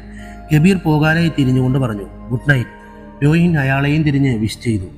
കബീർ കണ്ണിൽ നിന്നും മാഞ്ഞതും ബലം നഷ്ടപ്പെട്ട കത്തി നിലത്തേക്ക് പതിച്ചു. പിന്നാലെ അയാളും. വീട്ടിൽ കയറിയ കബീർ കണ്ണടച്ചൊരു നിമിഷം നിന്നു. അയാളുടെ മനസ്സിൽ തൊട്ടുമുന്നേ നടന്ന രംഗം തെളിഞ്ഞു. രോഹിത്തിന്റെ ചുവന്നു തുടുത്ത കണ്ണുകൾ. അവ തന്റെ കണ്ണിലേക്ക് നോക്കാതെ ചാഞ്ചാടുന്നു. എന്തോ മറയ്ക്കുന്ന പോലെ. പാതി തുറന്ന ഡോറ്, വിറയ്ക്കുന്ന ഇടത് കൈ, പിന്നിലേക്ക് മടക്കി വെച്ച വലത് കൈ, ഇടറുന്ന സംസാരം, അകത്തു നിന്നും വമിക്കുന്ന രക്തത്തിന്റെ ഗന്ധം, മുരൾച്ച. കബീർ കണ്ണു തുറന്നു. അവ ഭയത്താൽ വിടർന്നിരുന്നു. അയാൾ പോക്കറ്റിൽ നിന്നും ഫോൺ എടുത്തു. കോണ്ടാക്ട് ലിസ്റ്റിൽ നിന്നും പോലീസ് എന്നെഴുതിയ നമ്പറിലേക്ക് ഡയൽ ചെയ്തു. അവശനായി വാതിലിൽ ചാരിയിരുന്ന രോഹിൻ കണ്ണടച്ച് ശ്വാസം വലിച്ചുവിട്ട് രോഹിത്തിനെ നോക്കി. രോഹിത് അപ്പോഴേക്കും വായിൽ മൂടിക്കെട്ടിയ തുണി വലിച്ചൂരിയിരുന്നു. അയാൾ ശക്തിയായി ചുമക്കുകയും ദീർഘശ്വാസം വലിക്കുകയും ചെയ്തു. വാതിലിൽ ചാരിയിരിക്കുന്ന രോഹിനെ കണ്ടതും അയാൾ പൊട്ടിച്ചിരിക്കാൻ ആരംഭിച്ചു. രോഹിൻ അയാളെ രൂക്ഷമായി നോക്കി. എന്നും നീ ഇതുപോലെയായിരുന്നു, ദുർബലൻ, ഏതു പ്രശ്നത്തിലും തല താഴ്ത്തി ഇതുപോലെ ഇരിക്കാൻ വിധിക്കപ്പെട്ടവൻ, സ്വന്തം ഭാര്യയെ പോലും സംരക്ഷിക്കാൻ കഴിയാത്തവൻ. നിന്റെ ദേഹത്ത് ഞാൻ ഇല്ലായിരുന്നുവെങ്കിൽ എന്നേ ചത്ത് മണ്ണടിഞ്ഞു പോകേണ്ടവനായിരുന്നു നീ, രോഹിത് പരിഹാസരൂപേണ പറഞ്ഞു. നിരഞ്ജന, അവളെ ശരിക്കുമൊന്ന് അനുഭവിക്കാൻ എത്രയോ തവണ ഞാൻ ശ്രമിച്ചുവെന്നോ. പക്ഷെ ഓരോ തവണയും നിന്റെ ദേഹത്തിൽ എന്നെ തിരിച്ചറിഞ്ഞവൾ എതിർത്തു. പക്ഷെ അവളെ വെറുതെ വിടാൻ ഞാൻ ഒരുക്കമായിരുന്നില്ല. എത്രയോ തവണ എൻ്റെ ശരീരം അവളിലേക്ക് ആഴ്ന്നിറങ്ങിയെന്നോ. അവളുടെ എതിർപ്പ് ഞാൻ ആസ്വദിക്കുകയായിരുന്നു. എന്നിട്ടും മറ്റൊരുവനുമായി പ്രണയത്തിലാണെന്ന് തെറ്റിദ്ധരിച്ച് നീ അവളെ ബാൽക്കണിയിൽ നിന്നും തള്ളിയിട്ട് കൊന്നു. രോഹിത് പറഞ്ഞു മുഴുവിപ്പിക്കും മുന്നേ ചാരിയിരുന്ന രോഹിൻ ചീറ്റപ്പുലിയുടെ ശൗര്യത്തോടെ അയാളുടെ മേലേക്ക് ചാടി വീണു. നിലത്ത് കിടന്ന് ചിരിക്കുകയായിരുന്ന രോഹിത്തിന്റെ മുഖത്തേക്ക് അയാൾ മുഷ്ടി ചുരുട്ടിയിടിച്ചു. കഠിനമായ വേദനയിൽ പുളഞ്ഞ രോഹിന്റെ കൈ തട്ടിമാറ്റി അയാളുടെ പിൻകഴുത്തിൽ പിടുത്തമിട്ട് താഴോട്ട് വലിച്ച് കക്ഷത്തിൽ അടക്കി പിടിച്ചു. അന്നേരം എഴുന്നേറ്റ് നിൽക്കാൻ കെൽപ്പുള്ള രോഹിനേക്കാൾ ബലമുണ്ടായിരുന്നു സ്വാധീനം നഷ്ടപ്പെട്ട് നിലത്ത് കിടന്ന് ഇഴയുന്ന രോഹിത്തിന്. ഇടത്തെ കക്ഷത്തിൽ ചീറിക്കൊണ്ട് എതിർക്കുന്ന രോഹിന്റെ മുഖത്തേക്ക് വലത്തെ കൈമടക്കി അയാൾ ശക്തിയായി ഇടിച്ചു. ഇടിയുടെ ആഘാതത്തിൽ അയാളുടെ ചുണ്ടും മുഖവും പൊട്ടി ചോരയൊലിച്ചു. രോഹിത്തിന്റെ കയ്യിൽ രക്തം പുരണ്ടു. എന്നിട്ടും അതീവ ദേഷ്യത്തോടെ അയാൾ പ്രഹരം തുടർന്നുകൊണ്ടേയിരുന്നു. രോഹിന്റെ കണ്ണിൽ നിന്നും മൂക്കിൽ നിന്നും രക്തം അനിയന്ത്രിതമായി ഒഴുകി തുടങ്ങി. അല്പനേരത്തിന്റെ ഒടുവിൽ തന്നെ അയാളുടെ മുഖം തിരിച്ചറിയാൻ കഴിയാത്ത വിധം ചോരയിൽ മുങ്ങിയിരുന്നു. രോഹിൻ ശക്തിയായി അയാളുടെ കയ്യിൽ പിടിച്ച് പിടുത്തം പിടിവിച്ച് സ്വതന്ത്രനായി. അയാൾ ശക്തിയായി ചുമച്ചു. ശേഷം മുഖത്ത് തലോടി. അതിയായ വേദനയിൽ പുളഞ്ഞ രോഹിൻ പല്ലും നഖവും മുറുക്കി വീണ്ടും രോഹിത്തിന് മേലേക്ക് ചാടി. ബാത്റൂമിന്റെ മുന്നിൽ വെച്ച് നടന്ന രക്തപങ്കിലമായ സംഘട്ടനത്തിൽ ഇരുവരും പരസ്പരം മലക്കം മറിഞ്ഞു. ഒരാൾ മുകളിലും മറ്റേയാൾ താഴെയുമായി. മുകളിൽ ആൾ താഴെ കിടന്നിരുന്ന ശത്രുവിന്റെ കഴുത്തിൽ പിടുത്തമിട്ട് ശക്തിയായി അമർത്തി. അയാളുടെ കണ്ണുകൾ പുറത്തേക്ക് തുറച്ചു. കൈകൾ സ്വാധീനമില്ലാത്ത പോലെ വിറച്ചുകൊണ്ട് മറ്റേയാളെ അടിച്ചുകൊണ്ടേയിരുന്നു. ബാത്റൂം ഡോറിന് തൊട്ടു മുന്നിൽ തലവെച്ച് മൽപിടുത്തത്തിൽ ഏർപ്പെട്ടിരിക്കുന്ന ഇരുവരും ചങ്ക് പൊട്ടിയാർത്തു. മരണത്തെ മുന്നിൽ കണ്ട് കഴുത്ത് ഞെരിക്കപ്പെട്ടവൻ സർവ്വശക്തിയുമെടുത്ത് മുകളിൽ കിടന്നവന്റെ നെഞ്ചിൽ പിടിച്ചുയർത്തി പിന്നിലേക്ക് മറിച്ചു. പാതി തുറന്നു കിടന്നിരുന്ന ഡോർ മലക്കെ തുറന്നുകൊണ്ട് ആ ശരീരം വൈദ്യുതി പ്രവഹിച്ചുകൊണ്ടിരുന്ന ബാത്റൂമിലേക്ക് വീണു. നനഞ്ഞ പ്രതലത്തിൽ നിന്നും വൈദ്യുതി അതിവേഗം അയാളുടെ ദേഹത്തിലേക്ക് പടർന്നു കയറി. വെള്ളത്തിൽ കിടന്നു പിടഞ്ഞ അയാളുടെ ശരീരത്തിലെ ഞരമ്പുകൾ കടും നീല നിറത്തിൽ തെളിഞ്ഞു. കണ്ണുകൾ ചുവന്നു. കൈകാലുകൾ വിറച്ചു. വായിൽ നിന്നും നുരയും പതയും പുറത്തേക്കൊഴുകി. ശക്തിയായി വിറച്ച ശരീരം പതിയെ നിലച്ചു. കണ്ണുകൾ അപ്പോഴും മേലേക്ക് നോക്കി അടയാതെ കിടന്നു. നേരം നന്നേ പുലർന്ന് വെളിച്ചം വച്ചിരുന്നു. പക്ഷേ സ്കൈ ഹൈ അപ്പാർട്ട്മെന്റിന്റെ മുകളിൽ മേഘം ഇരുണ്ടുകൂടിയ പ്രകാശത്തെ കടത്തിവിടാതെ തടഞ്ഞിരുന്നു. അപ്പാർട്ട്മെന്റിന് താഴെ ആളുകൾ തടിച്ചുകൂടി. മാസ്ക് മറച്ചിരുന്ന അവരുടെ മുഖഭാവം വ്യക്തമായിരുന്നില്ല. എന്നാൽ അവരുടെ കണ്ണുകളിൽ അടങ്ങാത്ത ആകാംക്ഷ നിലനിന്നിരുന്നു. ആളുകൾക്കിടയിലേക്ക് ഗേറ്റ് കിടന്നൊരു പോലീസ് വാഹനം ഇരമ്പിയെത്തി. അതിന്റെ മുണ്ടോർ തുറന്നൊരു പോലീസ് ഉദ്യോഗസ്ഥൻ ചാടിയിറങ്ങി. അയാൾ കയ്യിൽ പിടിച്ചിരുന്ന തൊപ്പി തലയിൽ വെച്ചമർത്തി നേരെയാക്കി. നീണ്ട കറുത്ത അല്പം വയർ ചാടിയ അയാളുടെ യൂണിഫോമിന്റെ വലത്തെ ഭാഗത്ത് നെഞ്ചിനോട് ചേർന്ന് കറുത്ത ടാഗിൽ വെളുത്ത അക്ഷരത്തിൽ ഫായിസ് ഇക്ബാൽ എന്ന നാമം കൊത്തിയിരുന്നു. ഫായിസിന് മുന്നിലേക്ക് കടന്നു വന്ന മറ്റൊരു പോലീസ് ഉദ്യോഗസ്ഥൻ കാല് നിലത്തമർത്തി കൈ നെറ്റിയിൽ മുട്ടിച്ച് സല്യൂട്ട് നൽകി. ഗുഡ് മോർണിംഗ് സാർ, അയാൾ വിഷ് ചെയ്തു. എന്താണോ ഇത്, കൊറോണ പ്രോട്ടോകോളൊക്കെ മറന്നോ? ഫായിസ് ഇക്ബാൽ തന്റെ കീഴുദ്യോഗസ്ഥനായ മനുവിനോട് അല്പം ദേഷ്യത്തോടെ ചോദിച്ചു. അത് സാർ, പിരിഞ്ഞു പോവാൻ പറഞ്ഞതാ. പക്ഷേ ചുറുചുറുക്കുള്ള ആ ചെറുപ്പക്കാരൻ പതറിക്കൊണ്ട് പറഞ്ഞു. ഫായിസ് അയാളെ രൂക്ഷമായി നോക്കിക്കൊണ്ട് ആൾക്കൂട്ടത്തിന്റെ മുന്നിലേക്ക് നടന്നു. 5 മിനിറ്റ് സമയം തരും. അതിന്റെ ഉള്ളിൽ പിരിഞ്ഞു പോയില്ലെങ്കിൽ കൊറോണ പ്രോട്ടോകോൾ ലംഘിച്ചതിന് നിങ്ങൾ ഓരോരുത്തരുടെയും പേരിൽ കേസ് എടുക്കേണ്ടി വരും. അതുകൊണ്ട് ദയവായി എല്ലാവരും പിരിഞ്ഞു പോകണം. ഫായിസ് ഉറക്കെ വിളിച്ചു പറഞ്ഞ് പോലീസ് ഉദ്യോഗസ്ഥർക്ക് താക്കീത് നൽകി തിരിച്ചു നടന്നു. അയാൾക്ക് പിന്നാലെ മനുവും. ഇരുവരും ലിഫ്റ്റിൽ കയറി മുകളിലേക്ക് യാത്രയായി. അവർ മുകളിലെത്തിയതും 14 മുറിയുടെ മുന്നിൽ ഒരു പറ്റം പോലീസുകാരും മറ്റു ഉദ്യോഗസ്ഥരും പുറത്തേക്ക് നോക്കി ഓക്കാനിക്കുന്ന തിരക്കിലായിരുന്നു. ആന്തരിക അവയവങ്ങൾ പുറത്തേക്ക് വരുന്ന തരത്തിലായിരുന്നു അവരുടെ ശബ്ദം. എന്തോന്നാടോ ഇത്? ഫായിസ് നെറ്റി ചുളിച്ച് മനുവിനെ നോക്കി ചോദിച്ചു. അത് സാർ, അകത്ത് കുറച്ച് കുഴപ്പമാണ്. മനു ഉത്തരം നൽകി. ഫായിസ് ഓക്കാനിക്കുന്നവരെ പുച്ഛത്തോടെ നോക്കി അകത്തേക്ക് നടന്നു. 2 നിമിഷങ്ങൾക്കകം പുറത്തേക്ക് ഓടിയിറങ്ങിയ അയാൾ മറ്റു പോലീസുകാരോടൊപ്പം പുറത്തേക്ക് തലനീട്ടി ഓക്കാനിച്ചു. പിന്നാലെ വന്ന മനു കയ്യിൽ കരുതിയിരുന്ന കുപ്പിവെള്ളം അയാൾക്ക് നേരെ നീട്ടി. ഫായിസ് ലജ്ജയോടെ അത് വാങ്ങി വായും മുഖവും കഴുകി അല്പനേരം മാറി നിന്ന് ശുദ്ധവായു ശ്വസിച്ചു. പിന്നാലെ എത്തിയ മനു പോക്കറ്റിൽ നിന്നും ഒരു വെളുത്ത തൂവാലെടുത്ത് അയാൾക്ക് നീട്ടിക്കൊണ്ട് പറഞ്ഞു, ഇങ്ങനൊരു ക്രൈം സീൻ ഞാൻ ഇതുവരെ കണ്ടിട്ടില്ല. It's horrible. എന്തോ ആടോ ഇത് സംഭവം? ഫായിസ് ചോദിച്ചു. സാർ, പുലർച്ചെ ഏകദേശം 4 മണിയോടടുത്താണ് ഇതേ ഫ്ളാറ്റിലെ കബീർ എന്നൊരാൾ പോലീസ് സ്റ്റേഷനിലേക്ക് വിളിച്ച് തൊട്ടടുത്ത ഫ്ളാറ്റിൽ നിന്നും എന്തോ നിലവിളിയും ശബ്ദവും കേൾക്കുന്നുണ്ടെന്ന് പരാതി പറഞ്ഞത്. ഉടനെ തന്നെ കോൾ ഫോർവേഡ് ചെയ്യുകയും നൈറ്റ് പട്രോളിൽ ഉണ്ടായിരുന്ന 2 പോലീസുകാർ ഇവിടെ എത്തി പരിശോധിക്കുകയും ചെയ്തു. അന്വേഷണം തുടങ്ങിയവർ പരാതിയിൽ കഴമ്പുണ്ടെന്ന് മനസ്സിലാക്കി കൂടുതൽ ഫോഴ്സിനു വേണ്ടി സ്റ്റേഷനിലേക്ക് വിളിച്ചു. സ്റ്റേഷനിൽ നിന്നും എസ്ഐയും സംഘവും വന്ന് വാതിൽ തള്ളി തുറന്നപ്പോൾ ബോധമില്ലാതെ നിലത്ത് വീണ് കിടക്കുന്ന ഒരാളെ കണ്ടു. പെട്ടെന്ന് തന്നെ അയാളെ ആശുപത്രിയിൽ എത്തിച്ചു. തുടർന്ന് നടത്തിയ പരിശോധനയിൽ ബാത്റൂമിൽ നിന്നും ഒരു മൃതദേഹം കണ്ടെത്തി. ബാത്റൂമിലേക്ക് കൊടുത്തിരുന്ന എക്സ്റ്റൻഷൻ ബോർഡിൽ നിന്നും ഷോക്കടിച്ചതാണെന്ന് പ്രാഥമിക നിഗമനം. തലനാരിഴയ്ക്കായിരുന്നു നമ്മുടെ ഉദ്യോഗസ്ഥർ ഷോക്കേൽക്കാതെ രക്ഷപ്പെട്ടത്, മനു വിവരിച്ചു.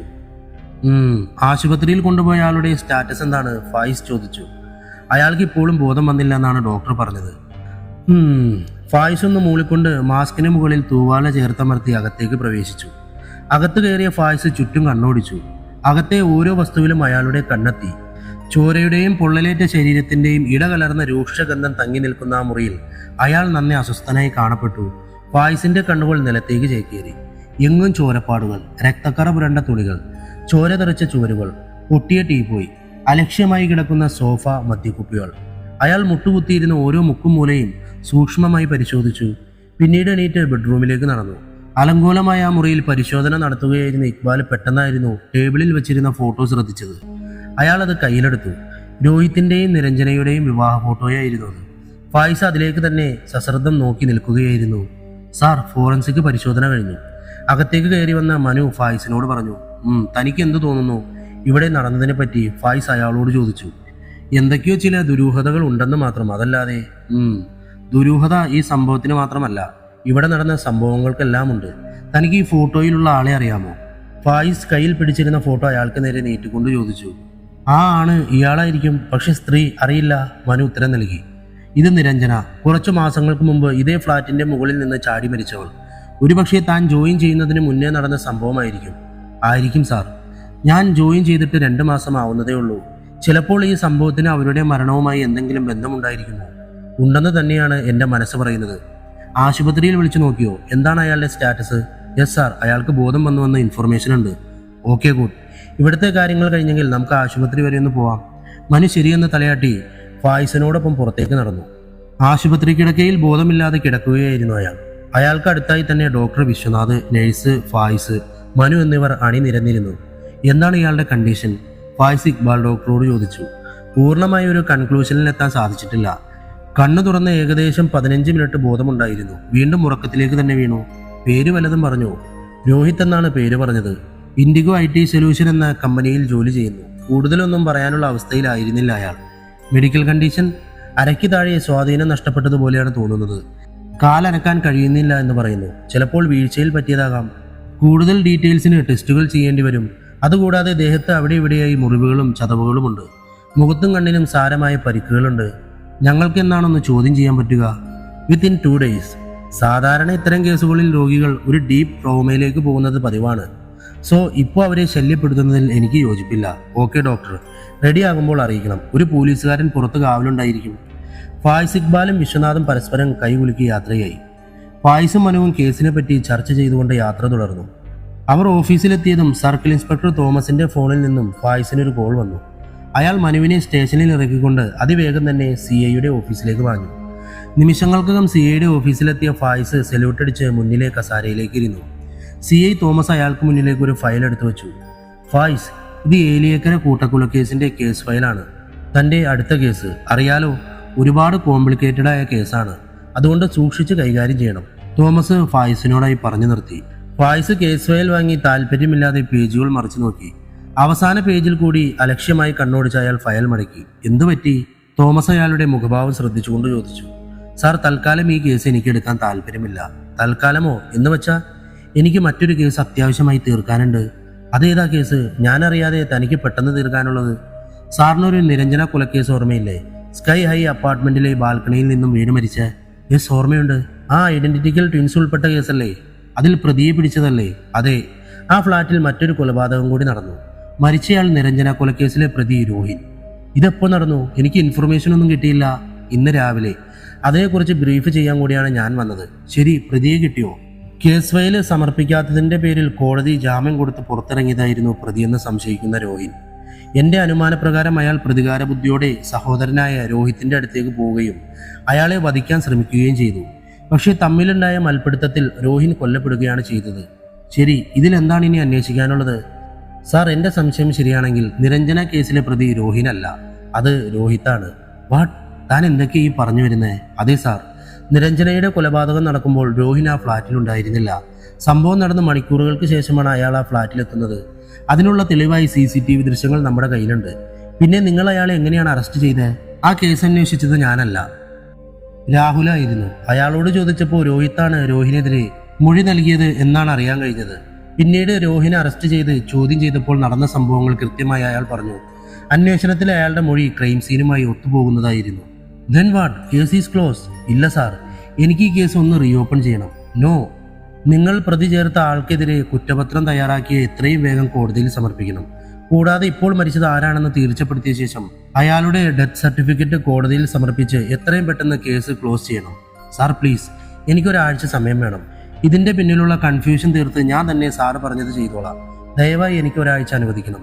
തനിക്ക് എന്താണോ ഈ കേസിൽ ഇത്ര താല്പര്യം? പ്ലീസ് സാർ, വെറും ഒരാഴ്ച മാത്രമേ ഞാൻ ചോദിക്കുന്നുള്ളൂ. ശരി, ഗോ ഓൺ. ഒരാഴ്ചയായിട്ടും പുരോഗതി ഒന്നുമില്ലെങ്കിൽ ഞാൻ പറഞ്ഞ പോലെ ചെയ്യണം. തൽക്കാലം ഏരിയക്കലെ കേസ് രാഹുലിനെ ഏൽപ്പിക്കാം. Thank you sir.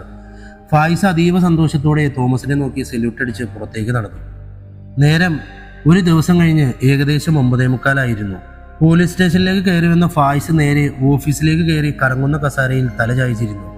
ഡോറിൽ മുട്ടി അകത്തേക്ക് കയറിയ മനു സല്യൂട്ട് അടിച്ച് മുന്നിൽ നിന്നു.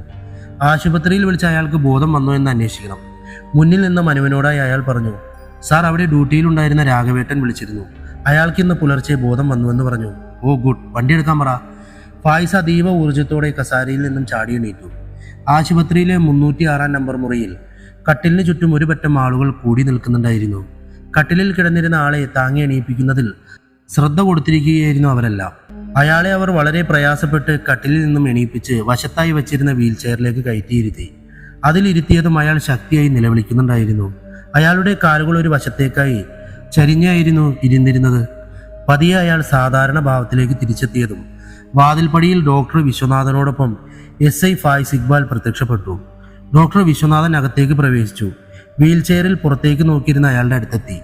പോക്കറ്റിൽ നിന്നും ടോർച്ചെടുത്ത് വിശ്വനാഥൻ അയാളുടെ കണ്ണിലേക്കടിച്ച് കൃഷ്ണമണി പരിശോധിച്ചു. പിന്നീട് അയാളുടെ മുഖത്തിന് അഭിമുഖമായി നിന്നുകൊണ്ട് ചോദിച്ചു. ഹലോ, ഞാൻ വിശ്വനാഥൻ. ഞാനാണ് തന്നെ ചികിത്സിക്കുന്ന ഡോക്ടർ. എന്തെങ്കിലും ബുദ്ധിമുട്ട് തോന്നുന്നുണ്ടോ? അയാൾ ഇല്ലെന്ന് തലയാട്ടി. ഗുഡ്. തൻ്റെ പേര് ഓർമ്മയുണ്ടോ? രോഹിത്. അയാൾ ഉത്തരം നൽകി. ശരി രോഹിത്, ഇത് SI ഫായിസ് ഇക്ബാൽ. ഇദ്ദേഹത്തിന് തന്നോട് എന്തൊക്കെയോ ചോദിച്ചറിയാനുണ്ട്. വിശ്വനാഥൻ ഫായിസിനെ ചൂണ്ടിക്കൊണ്ട് പറഞ്ഞു. രോഹിത് അയാളെ നോക്കി. ഫായിസ് മുന്നോട്ട് നീങ്ങി രോഹിത്തിന്റെ അടുത്ത കസാരയിൽ വലിച്ചിട്ടിരുന്നു. അയാൾക്ക് പിന്നിലായി കേസ് ഫയൽ പിടിച്ച മനുവും. രോഹിത്, കഴിഞ്ഞ രാത്രി എന്തായിരുന്നു അവിടെ നടന്നത്? ഫായിസ് വളരെ ശാന്തമായി രോഹിത്തിനെ നോക്കി ചോദിച്ചു. അയാൾ ആ ചോദ്യം കേട്ടതും അസ്വസ്ഥനായതുപോലെ കാണപ്പെട്ടു. രോഹിത്തിന്റെ ചുണ്ടുകൾ വിറയ്ക്കുകയും കൃഷ്ണമണി വികസിക്കുകയും ചെയ്തു. ഫായിസ് ഒരിക്കൽ കൂടി ചോദ്യം ആവർത്തിച്ചു. പേടിച്ചരണ്ടതുപോലെ കാണപ്പെട്ട രോഹിത്തിന്റെ നാവ് കുഴഞ്ഞ് വാക്കുകൾ പുറത്തേക്കിറങ്ങി. അയാൾ ആ സംഭവത്തെ വിശദീകരിക്കാൻ ആരംഭിച്ചു. എൻ്റെ ഭാര്യ മരിച്ചതിന് ശേഷം വല്ലാത്തൊരു ശൂന്യതയിലൂടെ കടന്നു പോവുകയായിരുന്നു ഞാൻ. അവളുടെ ഓർമ്മകളിൽ നിന്നും പുറത്തു കടക്കാൻ മദ്യം ഞാൻ പതിവാക്കി. അന്ന് ആവശ്യത്തിൽ കൂടുതൽ മദ്യപിച്ച ഞാൻ ബാത്റൂമിൽ വഴുകി വീണു. ബോധം വരുമ്പോൾ എനിക്ക് ഉടുപ്പിന് താഴേക്കുള്ള ചലനം നഷ്ടപ്പെട്ടിരുന്നു. ആരെങ്കിലും രക്ഷിക്കാൻ വരുവാനായി ഞാൻ ഉറക്കെ കരഞ്ഞു. പക്ഷേ അകത്ത് തുറന്നു വച്ചിരുന്ന TV ശബ്ദം കൊണ്ട് എൻ്റെ നിലവിളി ആരും കേട്ടില്ല. പെട്ടെന്നായിരുന്നു ഞാൻ ബാത്റൂമിലെ ക്യാബിനിൽ ട്രിമ്മർ ചാർജ് ചെയ്യാൻ വാങ്ങിയിരുന്ന എക്സ്റ്റൻഷൻ ബോർഡ് ശ്രദ്ധയിൽപ്പെട്ടത്. അത് ഏത് നിമിഷവും നിലത്തേക്ക് വീഴുമെന്ന് മനസ്സിലാക്കിയ ഞാൻ രക്ഷപ്പെടാനുള്ള വഴികൾ ആലോചിച്ചു. പെട്ടെന്നായിരുന്നു ഒരു എലി ബാത്റൂമിലേക്ക് കയറിയത്. അത് എക്സ്റ്റൻഷൻ ബോർഡിലൂടെ അങ്ങോട്ടും ഇങ്ങോട്ടും ഓടിയതും എക്സ്റ്റൻഷൻ ബോർഡ് വെള്ളത്തിലേക്ക് വീണ് അവിടെ മുഴുവനും കറണ്ട് പിടിച്ചു. അപ്പോഴേക്കും തലനാരിഴയ്ക്ക് ഞാൻ പുറത്തെത്തിയിരുന്നു.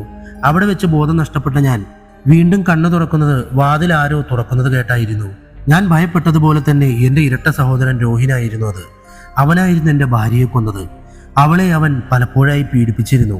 അവസാനം അവൻ്റെ കൈകൊണ്ട് തന്നെ അവൾ. രോഹിത് തേങ്ങിക്കൊണ്ട് പറഞ്ഞു. അയാൾ വീണ്ടും തുടർന്നു. അവളുടെ മരണത്തിന് ഉത്തരവാദി അവനാണെന്ന് ഞാൻ പോലീസിനോട് പറഞ്ഞു. അവനെ പോലീസ് പിടിച്ചു. പക്ഷെ എങ്ങനെയോ പുറത്തിറങ്ങിയ അവൻ പ്രതികാരം ചെയ്യാനായി എൻ്റെ അടുത്ത് വന്നു. അവളെ കൊന്നത് ഞാനാണെന്നും അവൾക്കൊരു കാമുകൻ ഉണ്ടായിരുന്നുവെന്നും അതറിഞ്ഞ ഞാൻ അവളെ കൊന്നതാണെന്നും പറഞ്ഞു. അത് സമ്മതിക്കാതിരുന്ന എന്നെ വീണ്ടും വീണ്ടും തല്ലിച്ചതച്ചു. ഒന്ന് അനങ്ങാൻ പോലും കഴിയാതിരുന്ന ഞാൻ എല്ലാം സഹിച്ചു. അവൻ അടുത്ത് നിന്നും മാറിയതും ഞാൻ പെട്ടെന്ന് മെയിൻ ഡോറിൽ ശക്തിയായി മുട്ടി നിലവിളിച്ചു. എൻ്റെ ശബ്ദം കേട്ട തൊട്ടടുത്ത ഫ്ലാറ്റിലെ ആൾ വന്ന് ഡോറിൽ മുട്ടി. അപ്പോഴേക്കും എൻ്റെ വായും കൈയും കെട്ടി അവൻ ഒരു മൂലയിലേക്ക് മാറ്റിയിരുന്നു. അയാൾ അന്വേഷിച്ചു പോയതും വീണ്ടും ദേഷ്യം വന്ന രോഹിൻ എൻ്റെ ദേഹത്ത് കയറിയിരുന്ന് എന്നെ ആക്രമിച്ചു. പെട്ടെന്നുണ്ടായ ശക്തിയിൽ ഞാൻ അവനെ പിടിച്ചു തള്ളി. അവൻ അബദ്ധത്തിൽ ബാത്റൂമിലേക്ക് തെറിച്ചു വീണു. മുന്നേ കറണ്ട് പടർന്നിരുന്ന ബാത്റൂമിൽ കിടന്ന് ഷോക്കേറ്റ് അവൻ മരിച്ചു. രോഹിത് വിതുമ്പിക്കൊണ്ട് പറഞ്ഞു നിർത്തി. എല്ലാം കേട്ട് മൗനമായി ഇരുന്നിരുന്ന ഫായിസ് അയാളെ തന്നെ രൂക്ഷമായി നോക്കി. കയ്യിലെ ലെറ്റർ പാഡിൽ അയാളുടെ മൊഴി എഴുതിക്കൊണ്ടിരുന്ന മനു പലതവണ കൈ കുടഞ്ഞ് കൈപ്പത്തിയുടെ കുഴക്ക് മാറ്റി. രോഹിത് ദാഹം സഹിക്കവയ്യാതെ ഫായിസിനെ നോക്കി വെള്ളത്തിനായി ആവശ്യപ്പെട്ടു. ഫായിസ് കണ്ണ് ചിമ്മാതെ തല മെല്ലയാട്ടി എണീറ്റു. ടേബിളിൽ വെച്ചിരുന്ന ഗ്ലാസ്സിലേക്ക് വെള്ളം ഒഴിച്ചുകൊണ്ട് വീണ്ടും അയാൾക്ക് മുന്നിൽ വന്നിരുന്നു. ഗ്ലാസ് രോഹിത്തിന് നേരെ നീട്ടി. അയാൾ അത് വാങ്ങി മൂത്തി കുടിച്ചു. നിരഞ്ജന മരിച്ചപ്പോൾ ആ ഫ്ലാറ്റിൽ നീ മാത്രമായിരുന്നു ഉണ്ടായിരുന്നത്. പിന്നെ എങ്ങനെയാണ് നിന്റെ ഇരട്ട സഹോദരൻ അവളെ കൊന്നത്? അപ്രതീക്ഷിതമായുള്ള ചോദ്യം കേട്ടതും ആർത്തിയോടെ വെള്ളം കുടിച്ചിരുന്ന രോഹിത് ഒന്ന് ചുമച്ചു. അയാളുടെ നെറുകയിൽ വെള്ളം കയറി. രോഹിത് ശക്തിയായി ചുമച്ചു. കണ്ണുകൾ ചുവന്നു. ഫായിസ് അയാളുടെ നെറുകയിൽ കൈപ്പത്തി വെച്ചടിച്ചു. ചുമ നിന്നതും ഫായിസ് വീണ്ടും ചോദ്യം ആവർത്തിച്ചു. അത് സത്യത്തിൽ അന്ന് ആ ഫ്ലാറ്റിലുണ്ടായിരുന്നത് ഞാനല്ല, എൻ്റെ വേഷമണിഞ്ഞ രോഹിനായിരുന്നു. പക്ഷെ നിരഞ്ജന അവനെ തിരിച്ചറിഞ്ഞു. അവൻ അവളെ പീഡിപ്പിക്കാൻ ശ്രമിച്ചു. വഴങ്ങാതിരുന്ന അവളെ ദേഷ്യം വന്ന രോഹിൻ ബാൽക്കണിയിലൂടെ പുറത്തേക്ക് തള്ളി. അതിനുശേഷമായിരുന്നു ഞാൻ എത്തിയത്. അല്പം ചിന്തിച്ച ശേഷം രോഹിത് ഉത്തരം നൽകി. ഫായിസ് അയാളെ തന്നെ കണ്ണെടുക്കാതെ നോക്കിയിരുന്നു. വല്ലാത്ത ക്ഷീണം തോന്നുന്നു, എനിക്കൊന്ന് കിടക്കണം. അയാൾക്ക് മുഖം കൊടുക്കാതിരുന്ന രോഹിത് ക്ഷീണം അനുഭവിക്കുന്നത് പോലെ നടിച്ചു പറഞ്ഞു. ഒന്നും മുരിയാടാതെ എണീറ്റ ഫായിസ് തൊപ്പി തലയിൽ വെച്ച് വാതിലിൻ്റെ അടുത്തേക്ക് നടന്നു.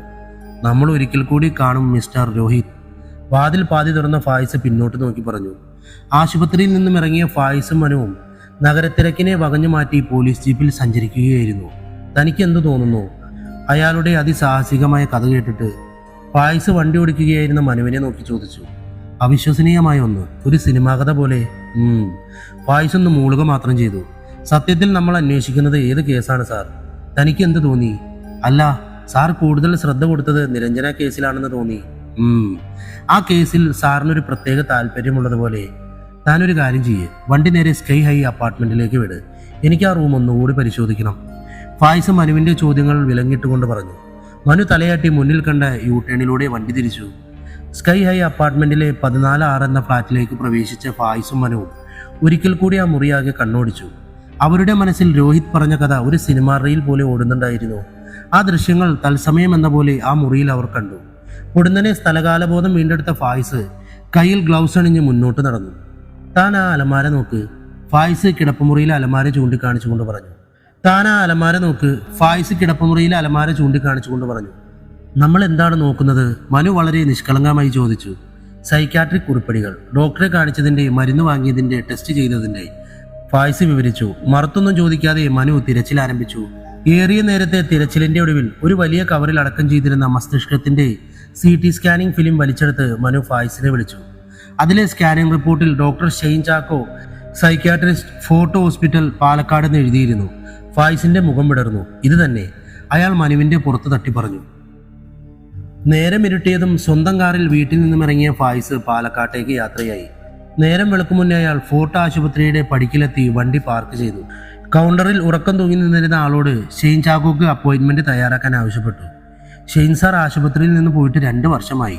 ആ സ്ത്രീ ഗൗരവത്തോടെ പറഞ്ഞു. അദ്ദേഹത്തിന്റെ വീട് എവിടെയാണെന്ന് അറിയാമോ? അതൊന്നും അറിയില്ല. വേനയിൽ സൈക്യാട്രിയിലെ ഡോക്ടർ ലേഹനയ്ക്ക് അപ്പോയിന്റ്മെന്റ് റെഡിയാക്കി തരാം. ഡോക്ടർ ഷെയ്നിന്റെ നമ്പറുണ്ടോ? ഫായിസ് അല്പം ഗൗരവത്തോടെ പോലീസ് ID മേശയിൽ വെച്ച് ചോദിച്ചു. വിളറി വെളുത്ത ആ സ്ത്രീ കമ്പ്യൂട്ടർ സ്ക്രീനിൽ തിരഞ്ഞ് ഒരു മൊബൈൽ നമ്പർ പേപ്പറിൽ എഴുതി നൽകി.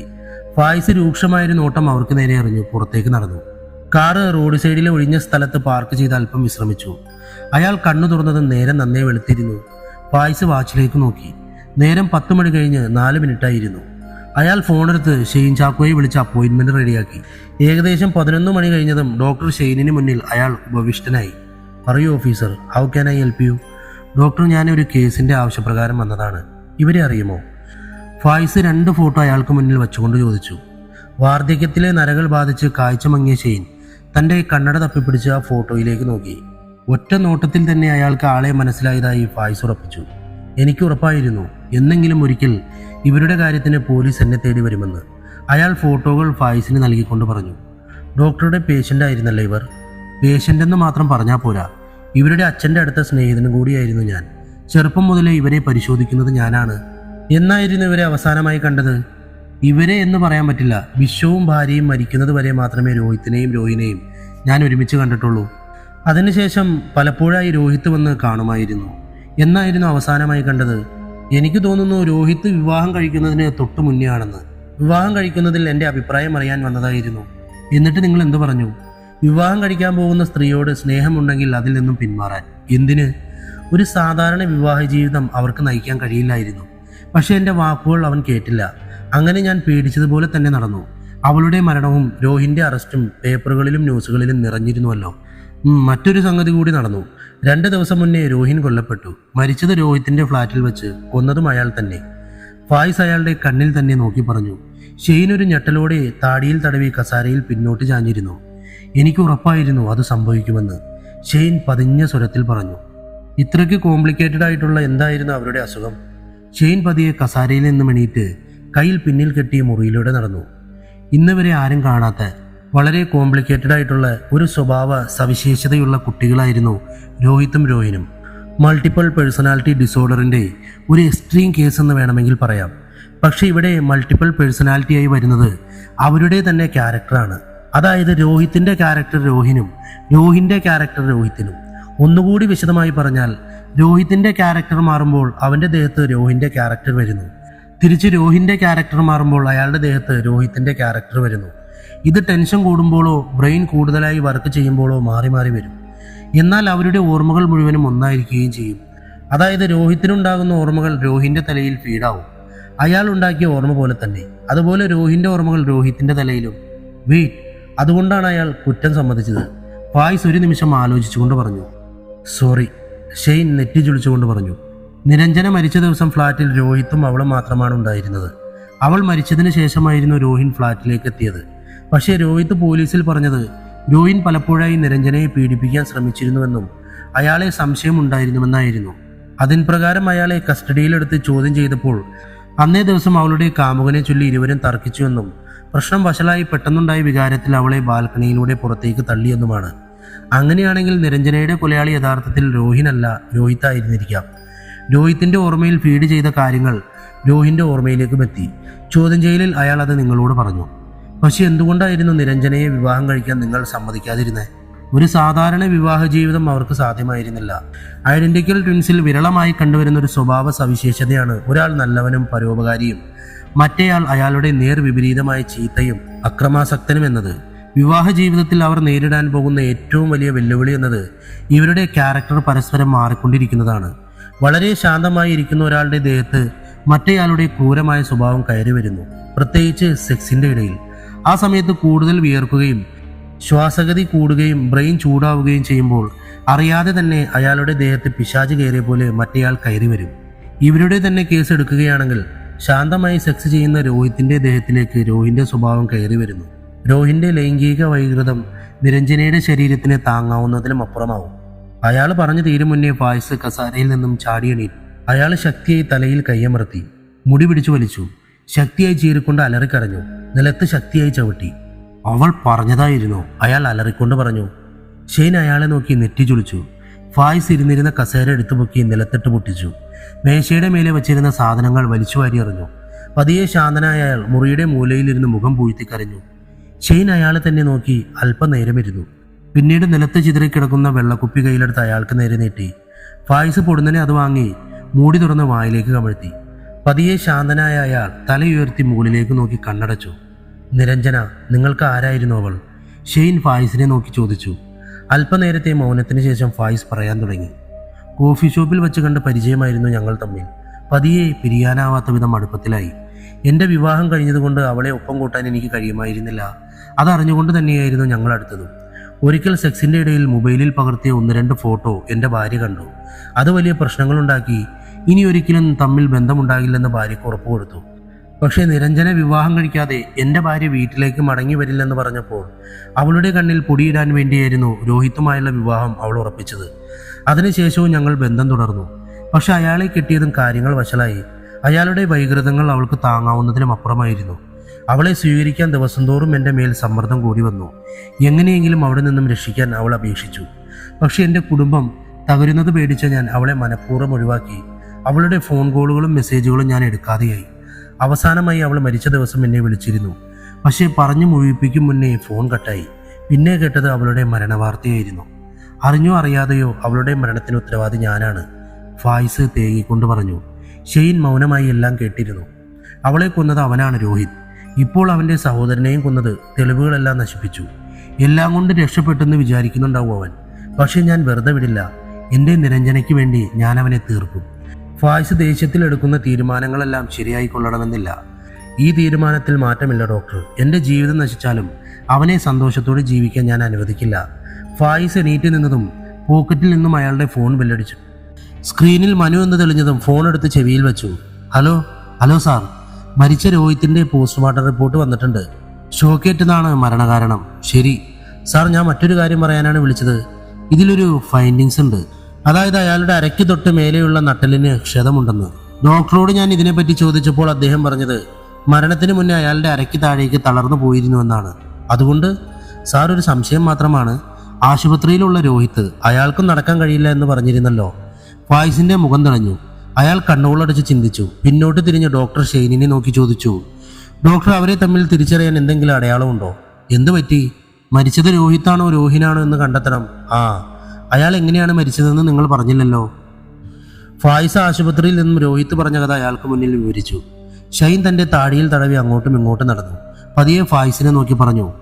താങ്കളെ ഇപ്പോൾ വിളിച്ച ആളെ തിരിച്ചു വിളിച്ച് പോസ്റ്റ്മോർട്ടം റിപ്പോർട്ടിൽ അയാളുടെ വൃഷ്ണങ്ങൾ എത്തരത്തിലുള്ളതാണെന്ന് രേഖപ്പെടുത്തിയിരിക്കുന്നതെന്ന് ചോദിക്കാമോ? What, please. ഫായിസ് മനുവിന് കോൾ ചെയ്ത് ഫോൺ സ്പീക്കറിലേക്ക് ഇട്ടു. മനു, റിപ്പോർട്ടിൽ അയാളുടെ വൃഷ്ണങ്ങളെക്കുറിച്ച് എന്താണ് രേഖപ്പെടുത്തിയിരിക്കുന്നത്? ടെസ്റ്റിക്കൽ പ്രസന്റ്. ഫായിസ് ഫോൺ കട്ടാക്കി ഷെയ്നിനെ നോക്കി. അയാൾ ഫായിസിനെ നോക്കി പറഞ്ഞു. മരിച്ചത് രോഹിത്താണ്. എന്ന് വെച്ചാൽ രോഹിൻ അയാളൊരു എക്സെപ്ഷണൽ കേസാണ്. രോഹിത്തിന് ലിംഗത്തോടൊപ്പം വൃഷ്ണങ്ങൾ പ്രത്യക്ഷമായിരുന്നില്ല. ശാരീരികമായി അവർ തമ്മിലുള്ള ഏകമാറ്റം, സ്വാഭാവികമായ ലൈംഗിക പ്രക്രിയ അയാൾക്ക് സാധ്യമായിരുന്നില്ല. അതുകൊണ്ടാണ് രോഹിത്തിന്റെ ശരീരത്തിൽ രോഹിൻ തൻ്റെ വൈകൃതങ്ങൾ അഴിച്ചുവിടുന്നത്. അത് അയാളുടെ മസ്തിഷ്കത്തിൽ രതിമൂർച്ചയ്ക്ക് സമാനമായ സുഖം നൽകുന്നു. സത്യത്തിൽ അവർ പ്രകൃതിയുടെ ഏറ്റവും ക്രൂരമായ സൃഷ്ടികളാണ്, അല്ലെങ്കിൽ വളരെ വികൃതമായൊരു പരീക്ഷണ വസ്തു. അയാൾ പിന്നെ എന്തിനാണ് രോഹിത് എന്ന് കള്ളം പറഞ്ഞത്? രോഹിൻ ഓൾറെഡി ഒരു കൊലപാതകിയാണ്. അവൻ മരിച്ചാൽ നിങ്ങളുടെ കേസ് ക്ലോസ്ഡ് അല്ലേ? ഇനി മുതൽ രോഹിത്തിന്റെ ഐഡിയയിൽ അവന് ജീവിതം ആരംഭിക്കാം. ചിലപ്പോൾ ഇപ്പോൾ ഉള്ളതിനേക്കാൾ നല്ലതൊന്ന്, അല്ലെങ്കിൽ ഏറ്റവും മോശമായൊരു ജീവിതം. ഡോക്ടർ ഷെയ്ൻ പറഞ്ഞു നിർത്തി. ഫായിസ് അയാളെ തന്നെ ഉറ്റുനോക്കി നിന്നു. അതേസമയം ആശുപത്രിയിലെ 306 നമ്പർ മുറിയിലെ രോഗിയെ വീണ്ടും ചുറ്റും കൂടിയ ആളുകൾ എടുത്തുപൊക്കി വീൽ ചെയറിലിരുത്തി. അയാൾ ജനാലിലൂടെ പുറത്തേക്ക് നോക്കിയിരിക്കുകയായിരുന്നു. വന്നവർ ഓരോന്നായി മുറിയിൽ നിന്ന് പുറത്തിറങ്ങി. അയാൾ ആ മുറിയിൽ തനിച്ചായതും പതിയെ വീൽ ചെയറിന്റെ ചക്രങ്ങൾ കൈകൊണ്ട് ഉരുട്ടി വാതിലിന്റെ അടുത്തേക്ക് നീങ്ങി. വാതിൽ താഴിട്ടുകൊണ്ട് അയാൾ വീണ്ടും വീൽ ചെയർ തിരിച്ചു. രോഹിൻ കൈകൾ വീൽ ചെയറിന്റെ പിടിയിൽ കുത്തി. വശത്തേക്ക് ചരിച്ചു വെച്ചിരുന്ന കാലുകൾ നിവർത്തി നിലത്ത് കുത്തി. അയാൾ പതിയെ എണീറ്റ് മുന്നോട്ട് നടന്നു. ടേബിളിൽ വെച്ചിരുന്ന ആപ്പിൾ കയ്യിലെടുത്ത് ജനാലിൽ കൂടി പുറത്തേക്ക് നോക്കി നിന്നു. രോഹിന്റെ ചുണ്ടിൽ പുഞ്ചിരി വിടർന്നു. അയാൾ കയ്യിലെ ആപ്പിളിൽ ആഞ്ഞു കടിച്ചു. അപ്പോൾ മരിച്ചത് രോഹിത്താണ്, രോഹിനല്ല. രോഹിൻ ഇപ്പോഴും ജീവനോടെയുണ്ട്. കഥ ഇവിടെ അവസാനിക്കുകയാണ്. ചില കഥകൾ ഇങ്ങനെയാണ്, നമുക്ക് കുറച്ച് ചിന്തിക്കേണ്ടിയിരിക്കും. എന്തായാലും ചിന്തിച്ച് നിങ്ങൾക്ക് മനസ്സിലായെന്ന് കരുതുന്നു. Thank you so much. Love you all. By.